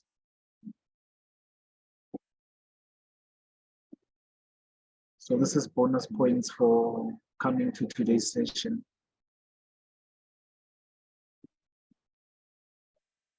I'm gonna share my entire screen, which is often risky. I've admitted someone, that's what I meant when I said if I'm out of order. Okay. No, but thank you. Thank you. Yes. If you're a hacker, please be a polite hacker and take yourself out. No, so what please you leave. Yes. What you will see on here, what I've done is I've essentially written all the companies that I like, and please don't scramble to write them down. You'll see that there's greens and reds next to them. That just shows me which companies I can buy at the moment and which ones I can't buy, right? But the important thing that I wanted to show you that I do on a yearly basis is, and I'm gonna go to my favorite company, Louis. I will essentially, and I'm assuming that you guys can see what's happening on my screen, right? So what I will do is I will have done the calculations in the background to see if Louis is a company that I like its financial position. And then I will actually write their earnings, what were their earnings per share and what were their dividends per share. And on a year-by-year basis, so if I go to the top of my thing, so do you see there I've got 2019, 2018, 2017, 2016, and we are now in 2023. So you know that I need to actually move 2016 and change it to 2023, right? And fill that in. But essentially for the last 7 years, I will write for every single company that I like, and your Facebooks are on this list as well. Before I invest in it, I will write what was the dividend in 2016, 2017, 2018, 2019, 2020, 2021, 2022, the earnings, as well as the dividend. and I will basically get a particular ratio. So there, just with my eyeballs, I can see that 32 Rand out of 58 Rand paid out in the last 7 years. That is roughly a 55% dividend payout ratio. And I look at as well the dividend in terms of the share price itself. So currently the last dividend they paid was 4.13 Rand. I literally will say 4.13 Rand as a dividend divided by the today's share price, which is 39.40 Rand.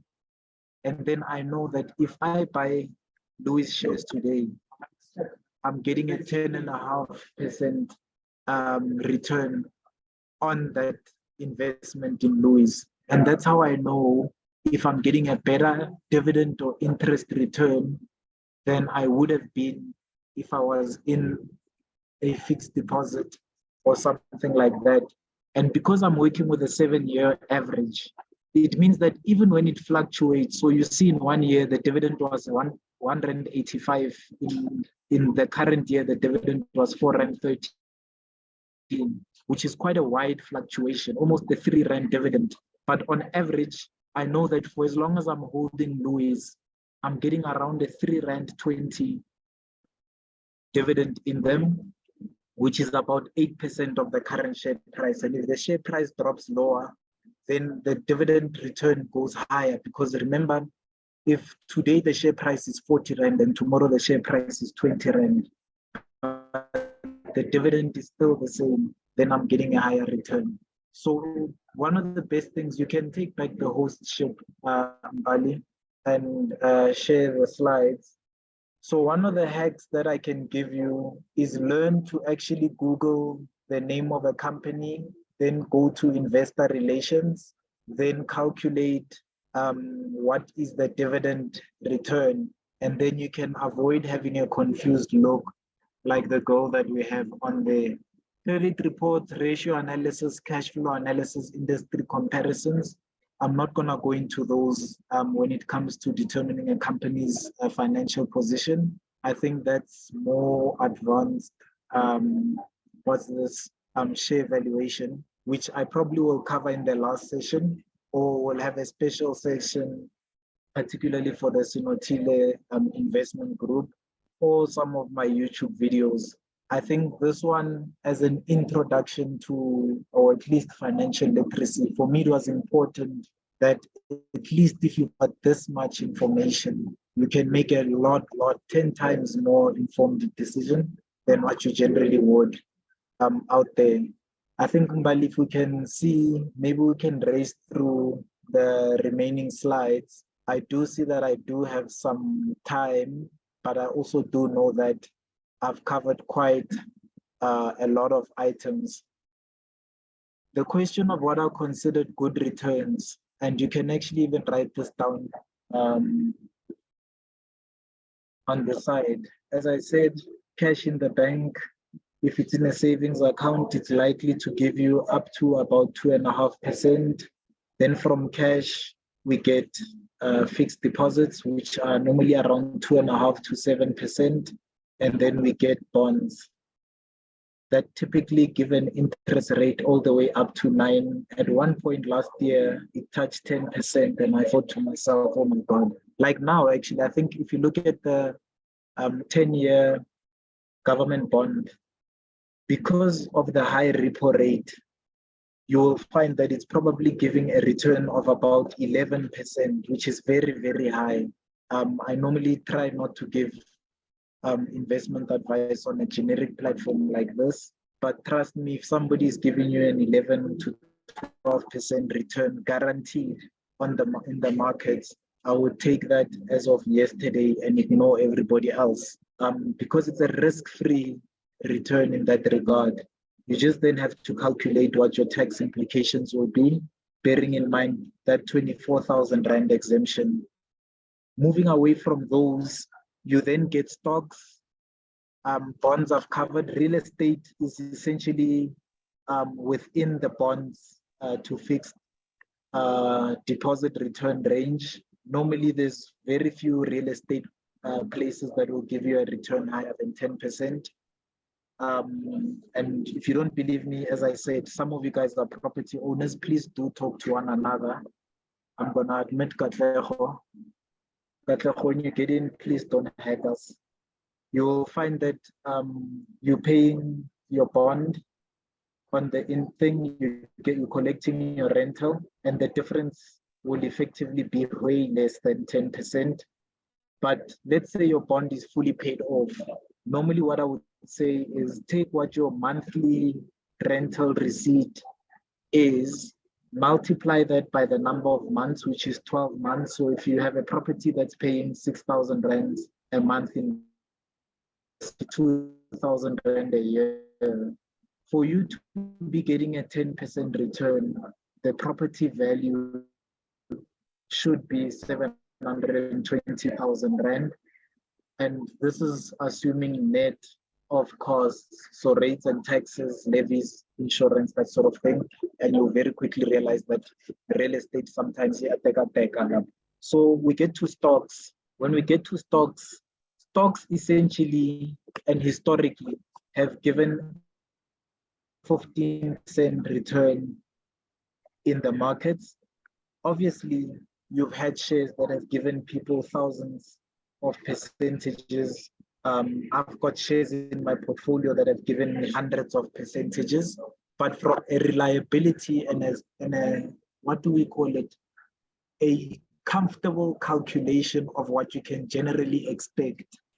You're looking at about 9 to 15%. So now you understand why I would say 11% without needing to take the risk that you would take in stocks for a fixed instrument like bonds is a very good return. Thomas, you're unmuted. If you're not careful, you're gonna say something that's gonna jeopardize the confidentiality of your discussions in the background. Like if you laugh at me by accident.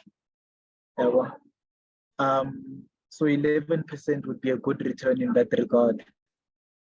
So as I said, stocks would give anything from 9 to 15%, and that includes capital appreciation and dividends, and it's not capped ultimately. I'm going to touch on risk-reward ratio because you often hear this saying of high risk, high reward. And from a statistics perspective, and a lot of you have done mathematics and have done statistics, that is probably one of the most cringe-worthy statements that you hear out, because, you know, if you draw out a probability distribution, and I'm gonna try and keep it simple, right? Essentially, in statistics, the higher the risk, by definition, the more likely the loss. So high risk does not equal high return. High risk equals loss, statistically speaking. That is why it is high risk. You're more likely to lose your money than not. As a result, high risk does not equal high return.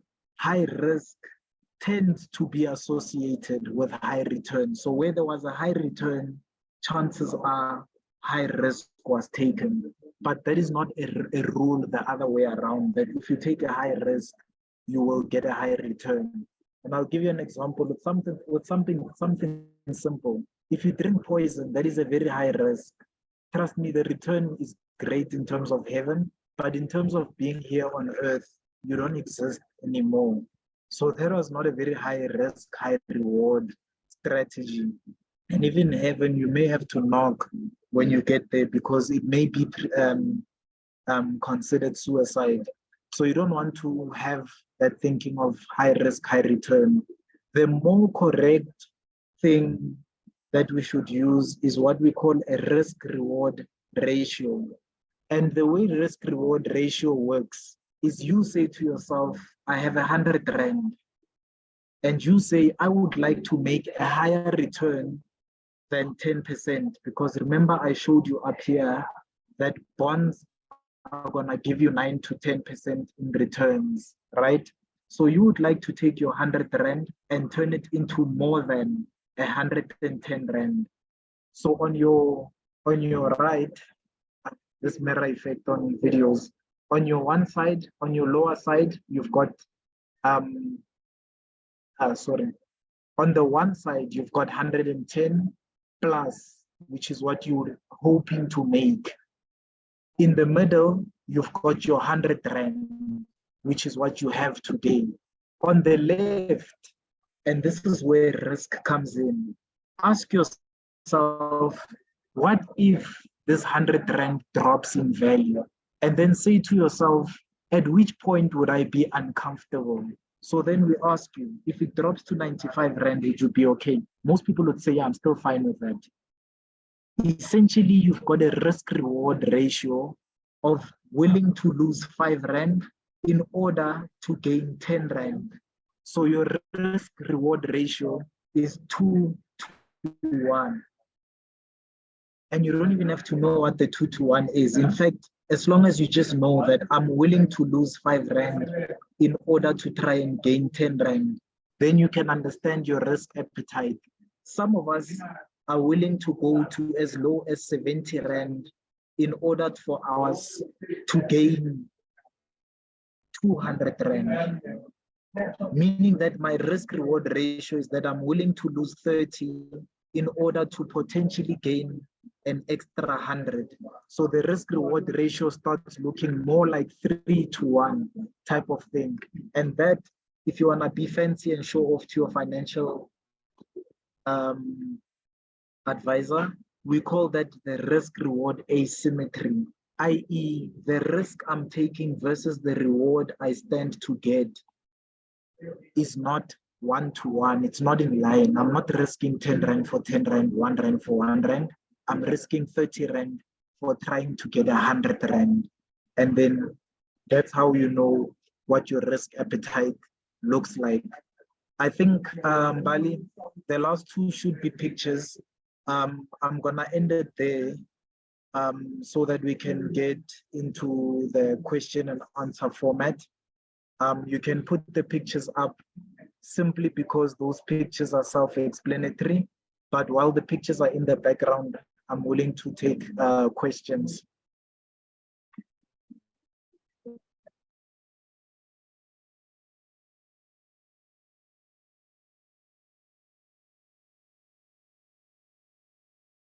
Hello, Mbali. Am I catching you guys off guard?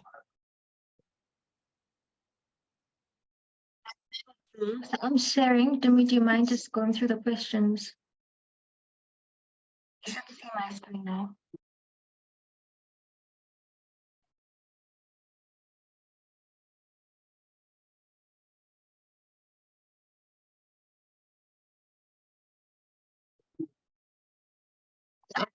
Kind of may have dropped off.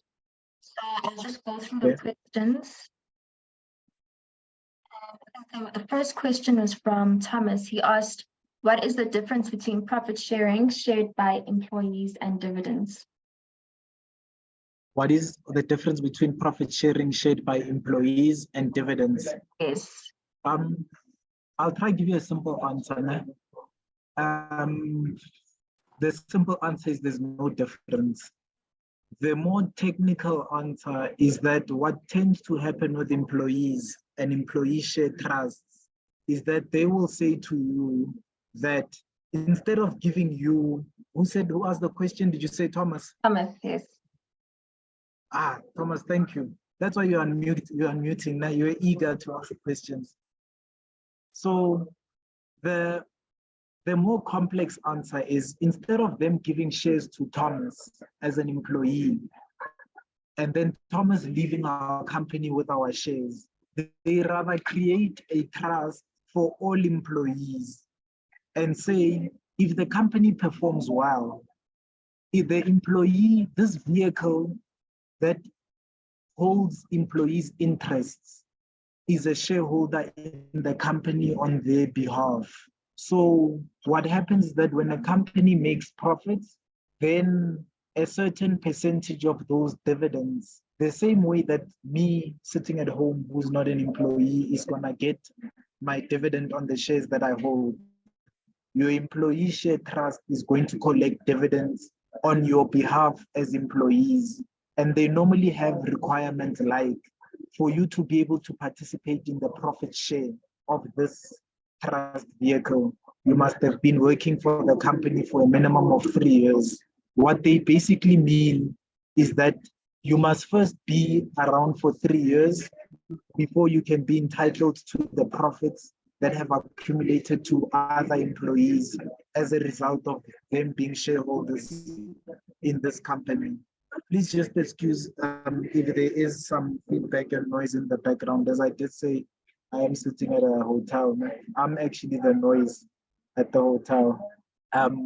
But essentially, Thomas, that's the difference between a profit share scheme for employees as well as dividends. The difference is that in this case, dividends are paid into a trust or a vehicle on your behalf as employees, and they're gonna be paid out either at the end of the year or at the end of 3 years or whatever the agreement is in the vesting. But in reality, there's no difference. When a dividend is declared, that instrument gets a share of dividends the same way I get my share of dividends.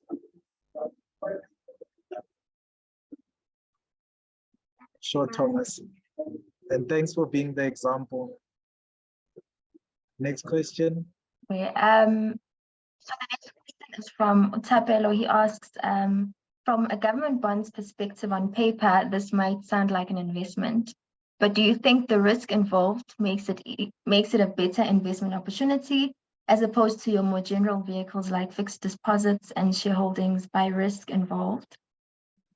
I mean, does government or metros, municipalities, etc., actually have the capacity to honor these bond buybacks, seeing that they can't even pay ESCOM, for example?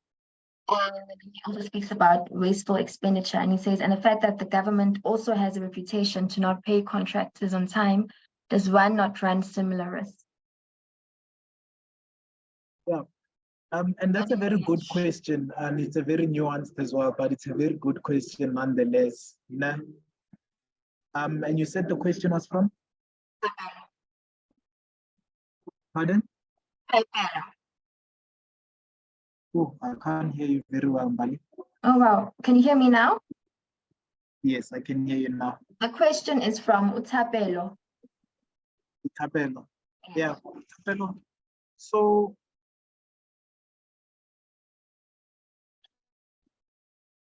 the short answer is no. Government bonds are not more risky, right? The long answer is, remember with the company, I would do my due diligence, they would report financial statements, and then I would be able to have an actual contractual entitlement to the assets of the company. So worst case scenario, the company gets liquidated and they say, is it fine if we give you a share instead of dividends, right? Then we come to the negative connotation that is often, or sentiment that is often associated with government, that considering that government does not honor, I think you said ESCOM's debt or what have you. Actually, on the contrary, if you listen to our yearly budget and you listen to how much goes to servicing debt, you would actually hear how much government prioritizes not defaulting on their debt.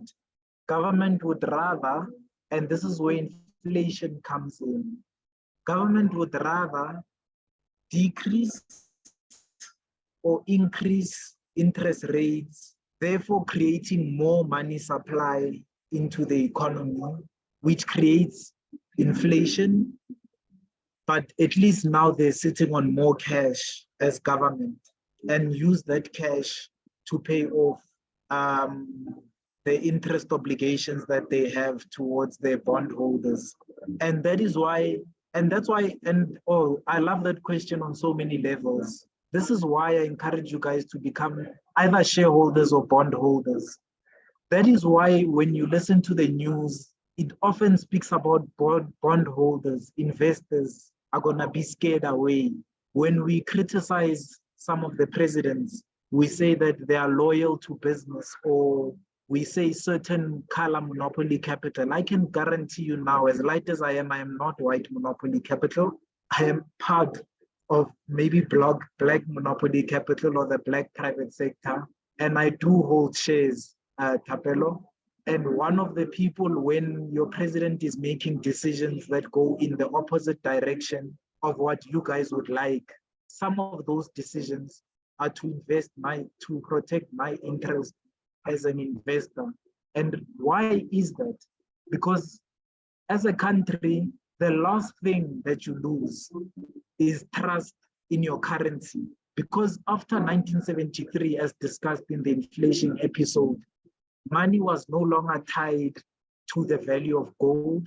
It was tied to the value of either your military or the quality of your politicians or your perceptions or what have you. That's why the rand-dollar exchange keeps going up. I mean, one of the questions I asked was, why is it that after Brexit, meaning that now that the United Kingdom is on its own, how has the pound continued getting stronger? Because logic would say they were a better currency or economy when they were inside the Eurozone than when they voted to be alone. But also number two, as far as we can remember, Britain owns no minerals. But that goes to show you what politics does and military does. They affect the value of currencies and introduce inflation, and oftentimes that inflation or that confidence to preserve the value of the currency, you will find that government will tend not to default on its debt. They would rather pay debt, the debt holders, or pay the interest on the debt so that they continue to be included in portfolios worldwide, as well as inside Chairman Mo's portfolio.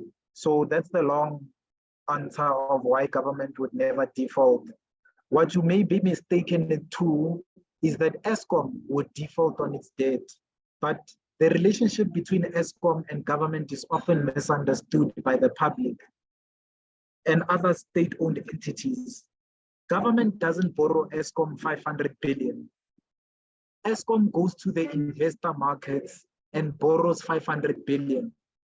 Government then stands as a guarantee. Government says to the bondholders, if Eskom fails to pay you back the 500 billion, then we will step in and pay the 500 billion on their behalf.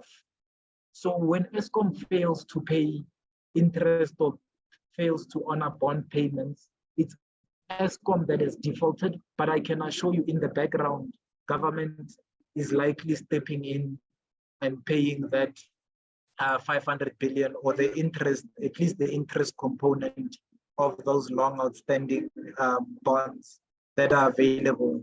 But yeah, that's the long answer of it. Government is unlikely to default because after, I think, 1980, whatever, governments passed legislation that basically make it impossible for a government to default. And that's why you see the United States continue to print money. Now they're at 32 trillion in government debt, and it's going to continue forever, which is why now it becomes fashionable to say buy assets instead of sitting on cash, because the value of cash is decreasing every single day. Government will never default. That's a very bold declaration. I'm not an economist. Again, host, you call me out. But governments get protected from defaulting. They rather confiscate our minds than allow us to default. Next question, Vali. Thank you, Thapelo. Please confirm if you covered with that. Thomas, he asked, how are shares calculated? Who's that, Thomas? Yes. Okay, can I steal from you guys in Bali and refer him to my YouTube channel? What do you mean, like share it now? All right. I think if you, I don't even yet know how to think. It's either if you Google, not Google, YouTube, at Chairman Conversations.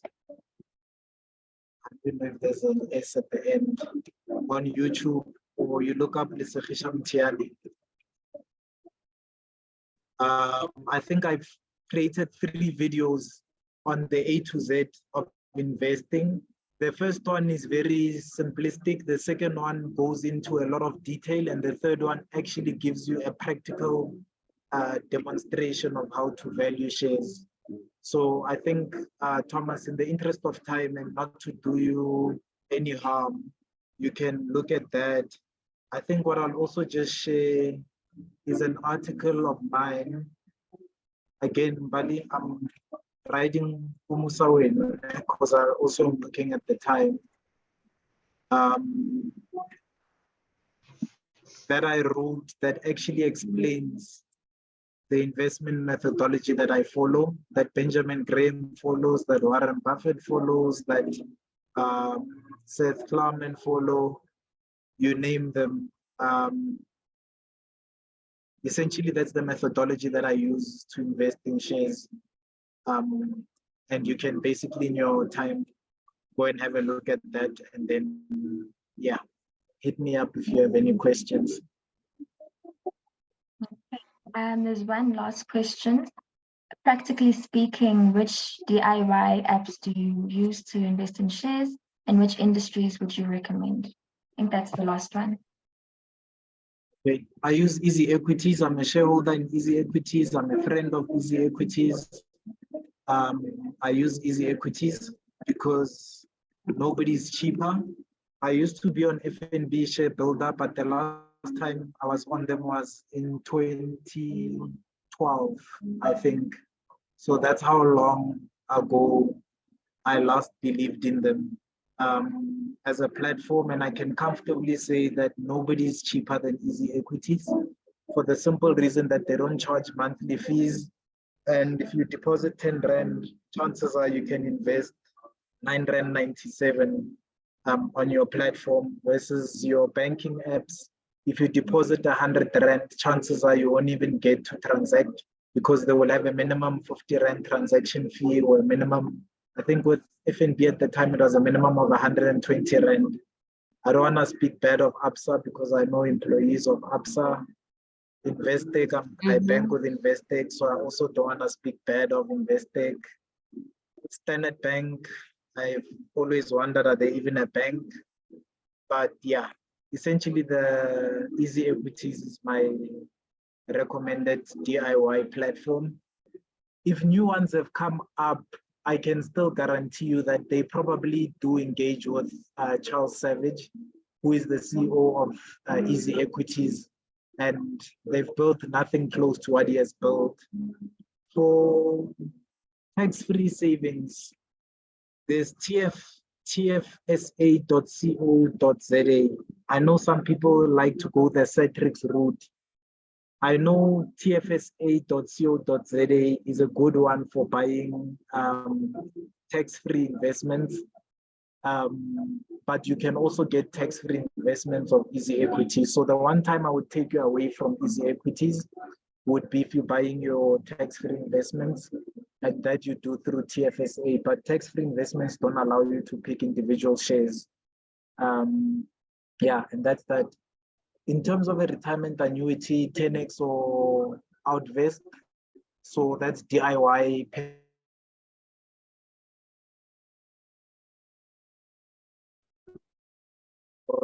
I think once you Google them,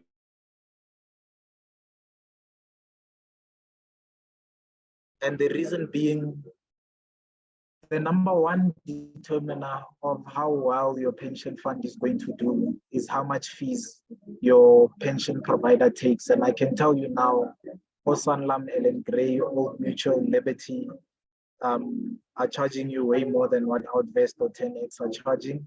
And as a result, if you're a teacher or if you're a doctor today and you've got a pension fund with Sanlam or Ellen Gray, and I'm a doctor or a teacher and I've got my investment with 10X or Outvest, I can guarantee you that even if you're putting away the same amount of money,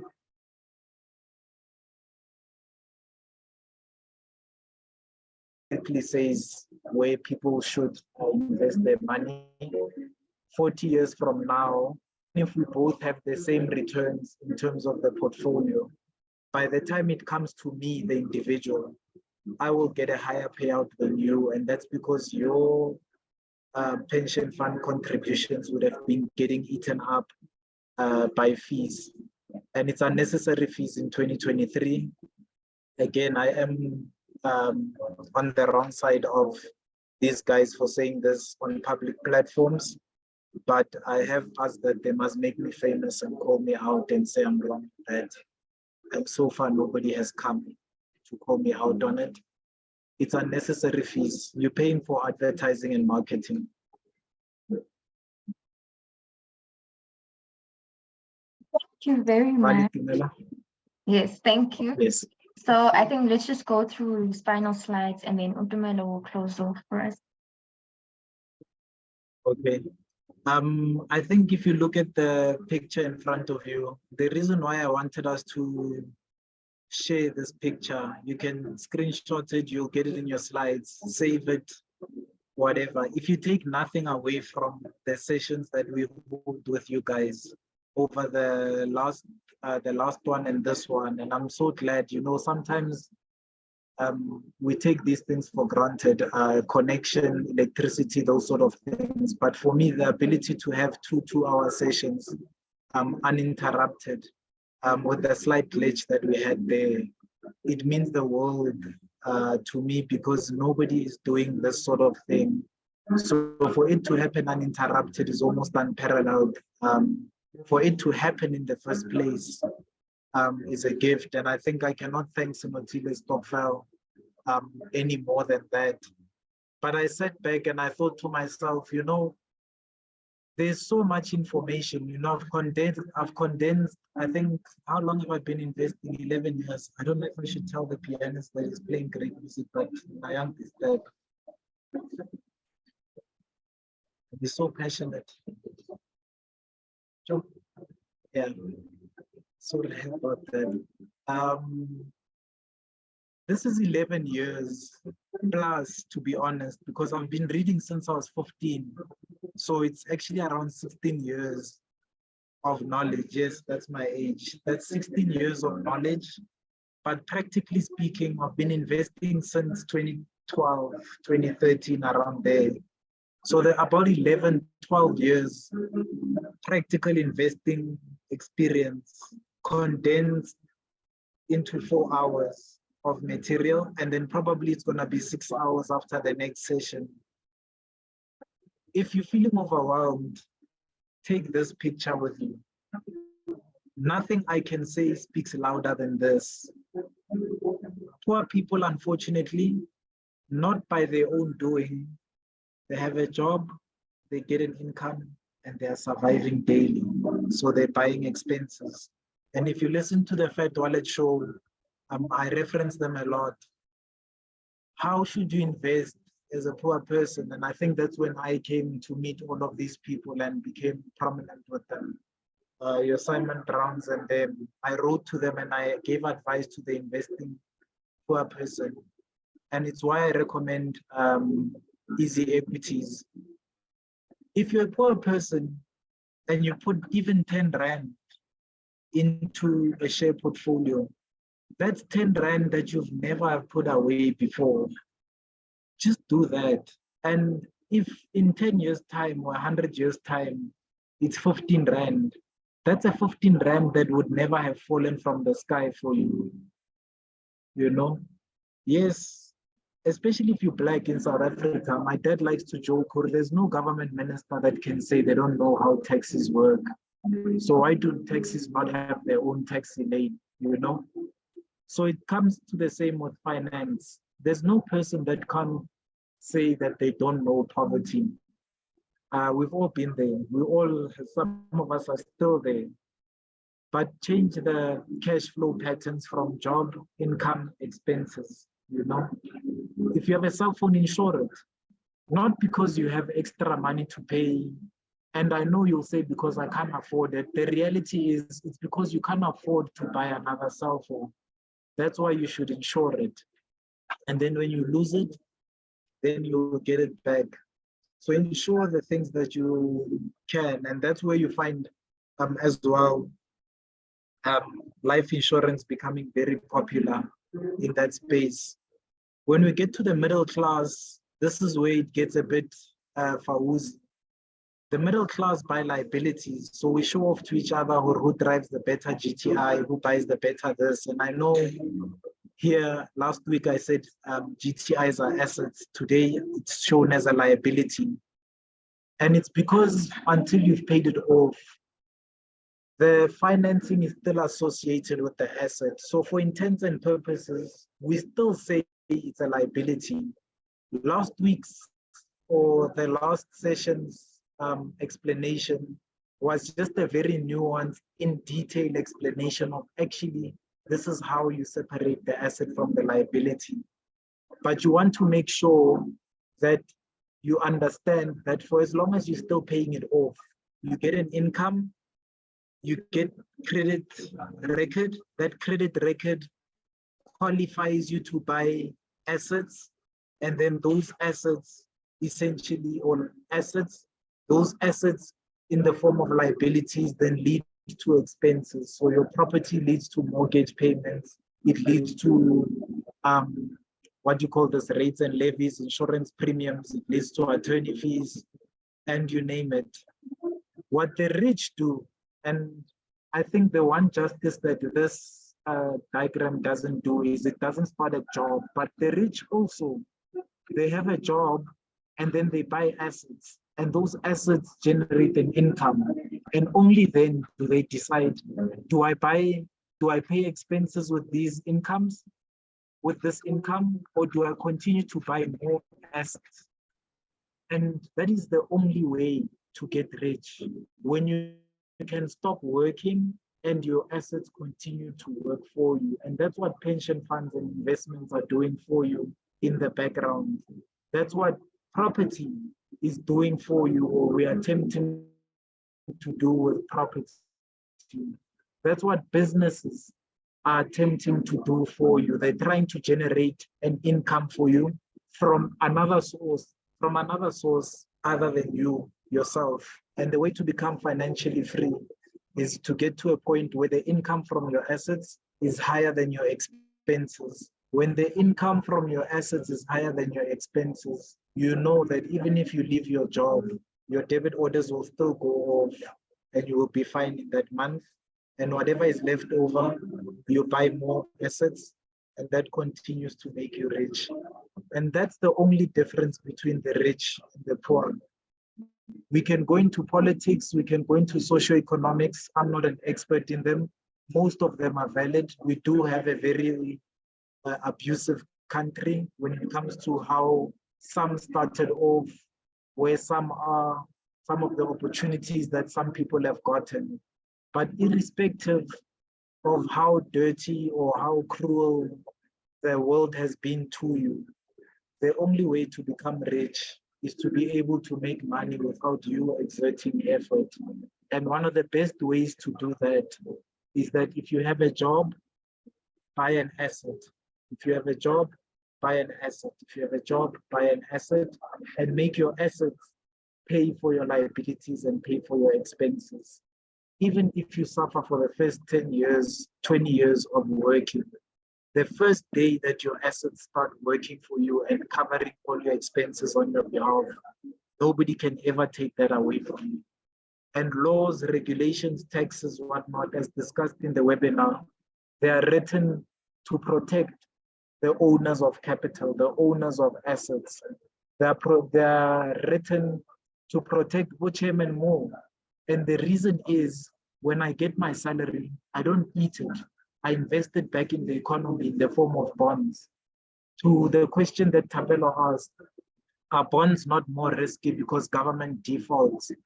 Chairman Mo takes the risk with his salary and says, I'm willing to give this government one more chance and the next government one more chance. And if they lose that money, that's the risk reward ratio that I take.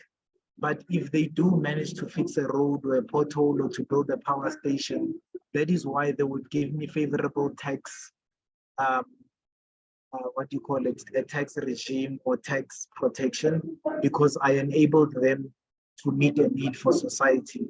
And that is why assets will continue to make the rich richer, because then you're getting more return without extending yourself even further. As I said, guys, I can go on forever, so I'll leave it there. I'm not going to explain the next picture, Nembali. You can put it, and then Tumelo can do the closing off while the picture is up. Okay. me just wait to see. Guys, I would really love to put my camera on, but I'm currently load shedded, so you won't see anything but darkness. So I apologize for that. Thank you so much, Chairman Mo. You've really given us a lot to think about. There's a few things that, sort of stood out for me, and I think I'll just point them out, if that's okay. How you explained inflation. I love how you said, 100 Rand last year and 100 Rand this year is not the same. And that's literally a more practical way to think about it, and I like how you said it's like if inflation goes up by 10%, it's literally like someone theoretically taking 10 Rand from my bank account, because the worth or the value of the 100 Rand is not the same. Thank you for also going into detail about the relationship between government and ESCOM, because honestly, I didn't think of it that way. I literally thought kusho ukuthi labantu banemali ehleli somewhere abangafuni ukuyisebenzisa mara bameli ESCOM ukuthi ibhede kuqala. So thank you so much for going into detail with that and everything else. I know everyone had, their own points to pick, and I'm literally sitting down. My notepad is literally full now. So I'll give my vote of thank you so much, Lisa Khicha. Thank you, Tumelo, for presenting your app. I do hope that you will get some subscribers from here. I certainly clarity on the app, and now I feel like I really need it because we all do, because Chairman Mo said we do, right? Thank you, Dolce, for emceeing. Thank you so much, Mbali, for helping us with the slides and the dry run, and coordinating things on the back end. We really appreciate your efforts, Sisi. They do not go unnoticed. And thank you to everyone who's joined us. You guys literally could have been, anywhere in this cold weather, but you chose to spend your 2.5 hours with us, learning a bit more about interest and dividends. And, I hope that you guys have learned a thing or two, or even more. I hope more than a thing or two, like I have. I would just like to encourage you guys to please complete the feedback form, because we do need to know, how we can improve our sessions. We would like for these to grow. We'd like the attendance to grow and get bigger. Chairman Mo has his hand literally up. He literally has his hand up. Yeah, over to you. I think on that one, on the feedback form, guys, please do fill it in, and fill it in as honestly as you.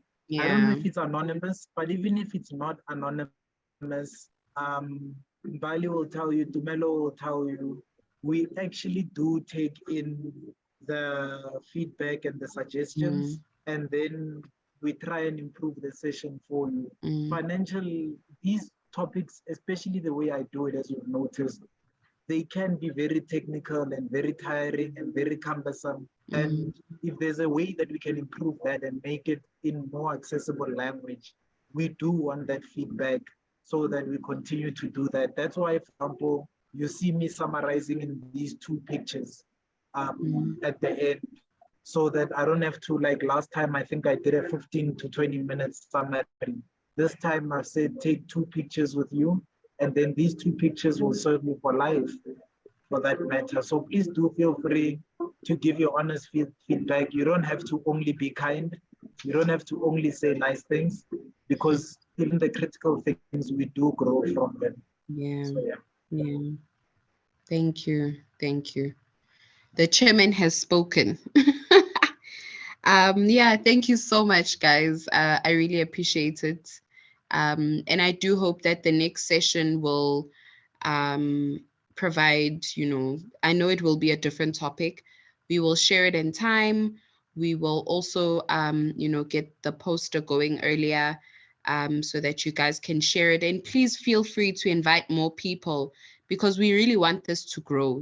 I feel like the African community does not have enough of these conversations. So we definitely would like for this to grow and for more people to participate.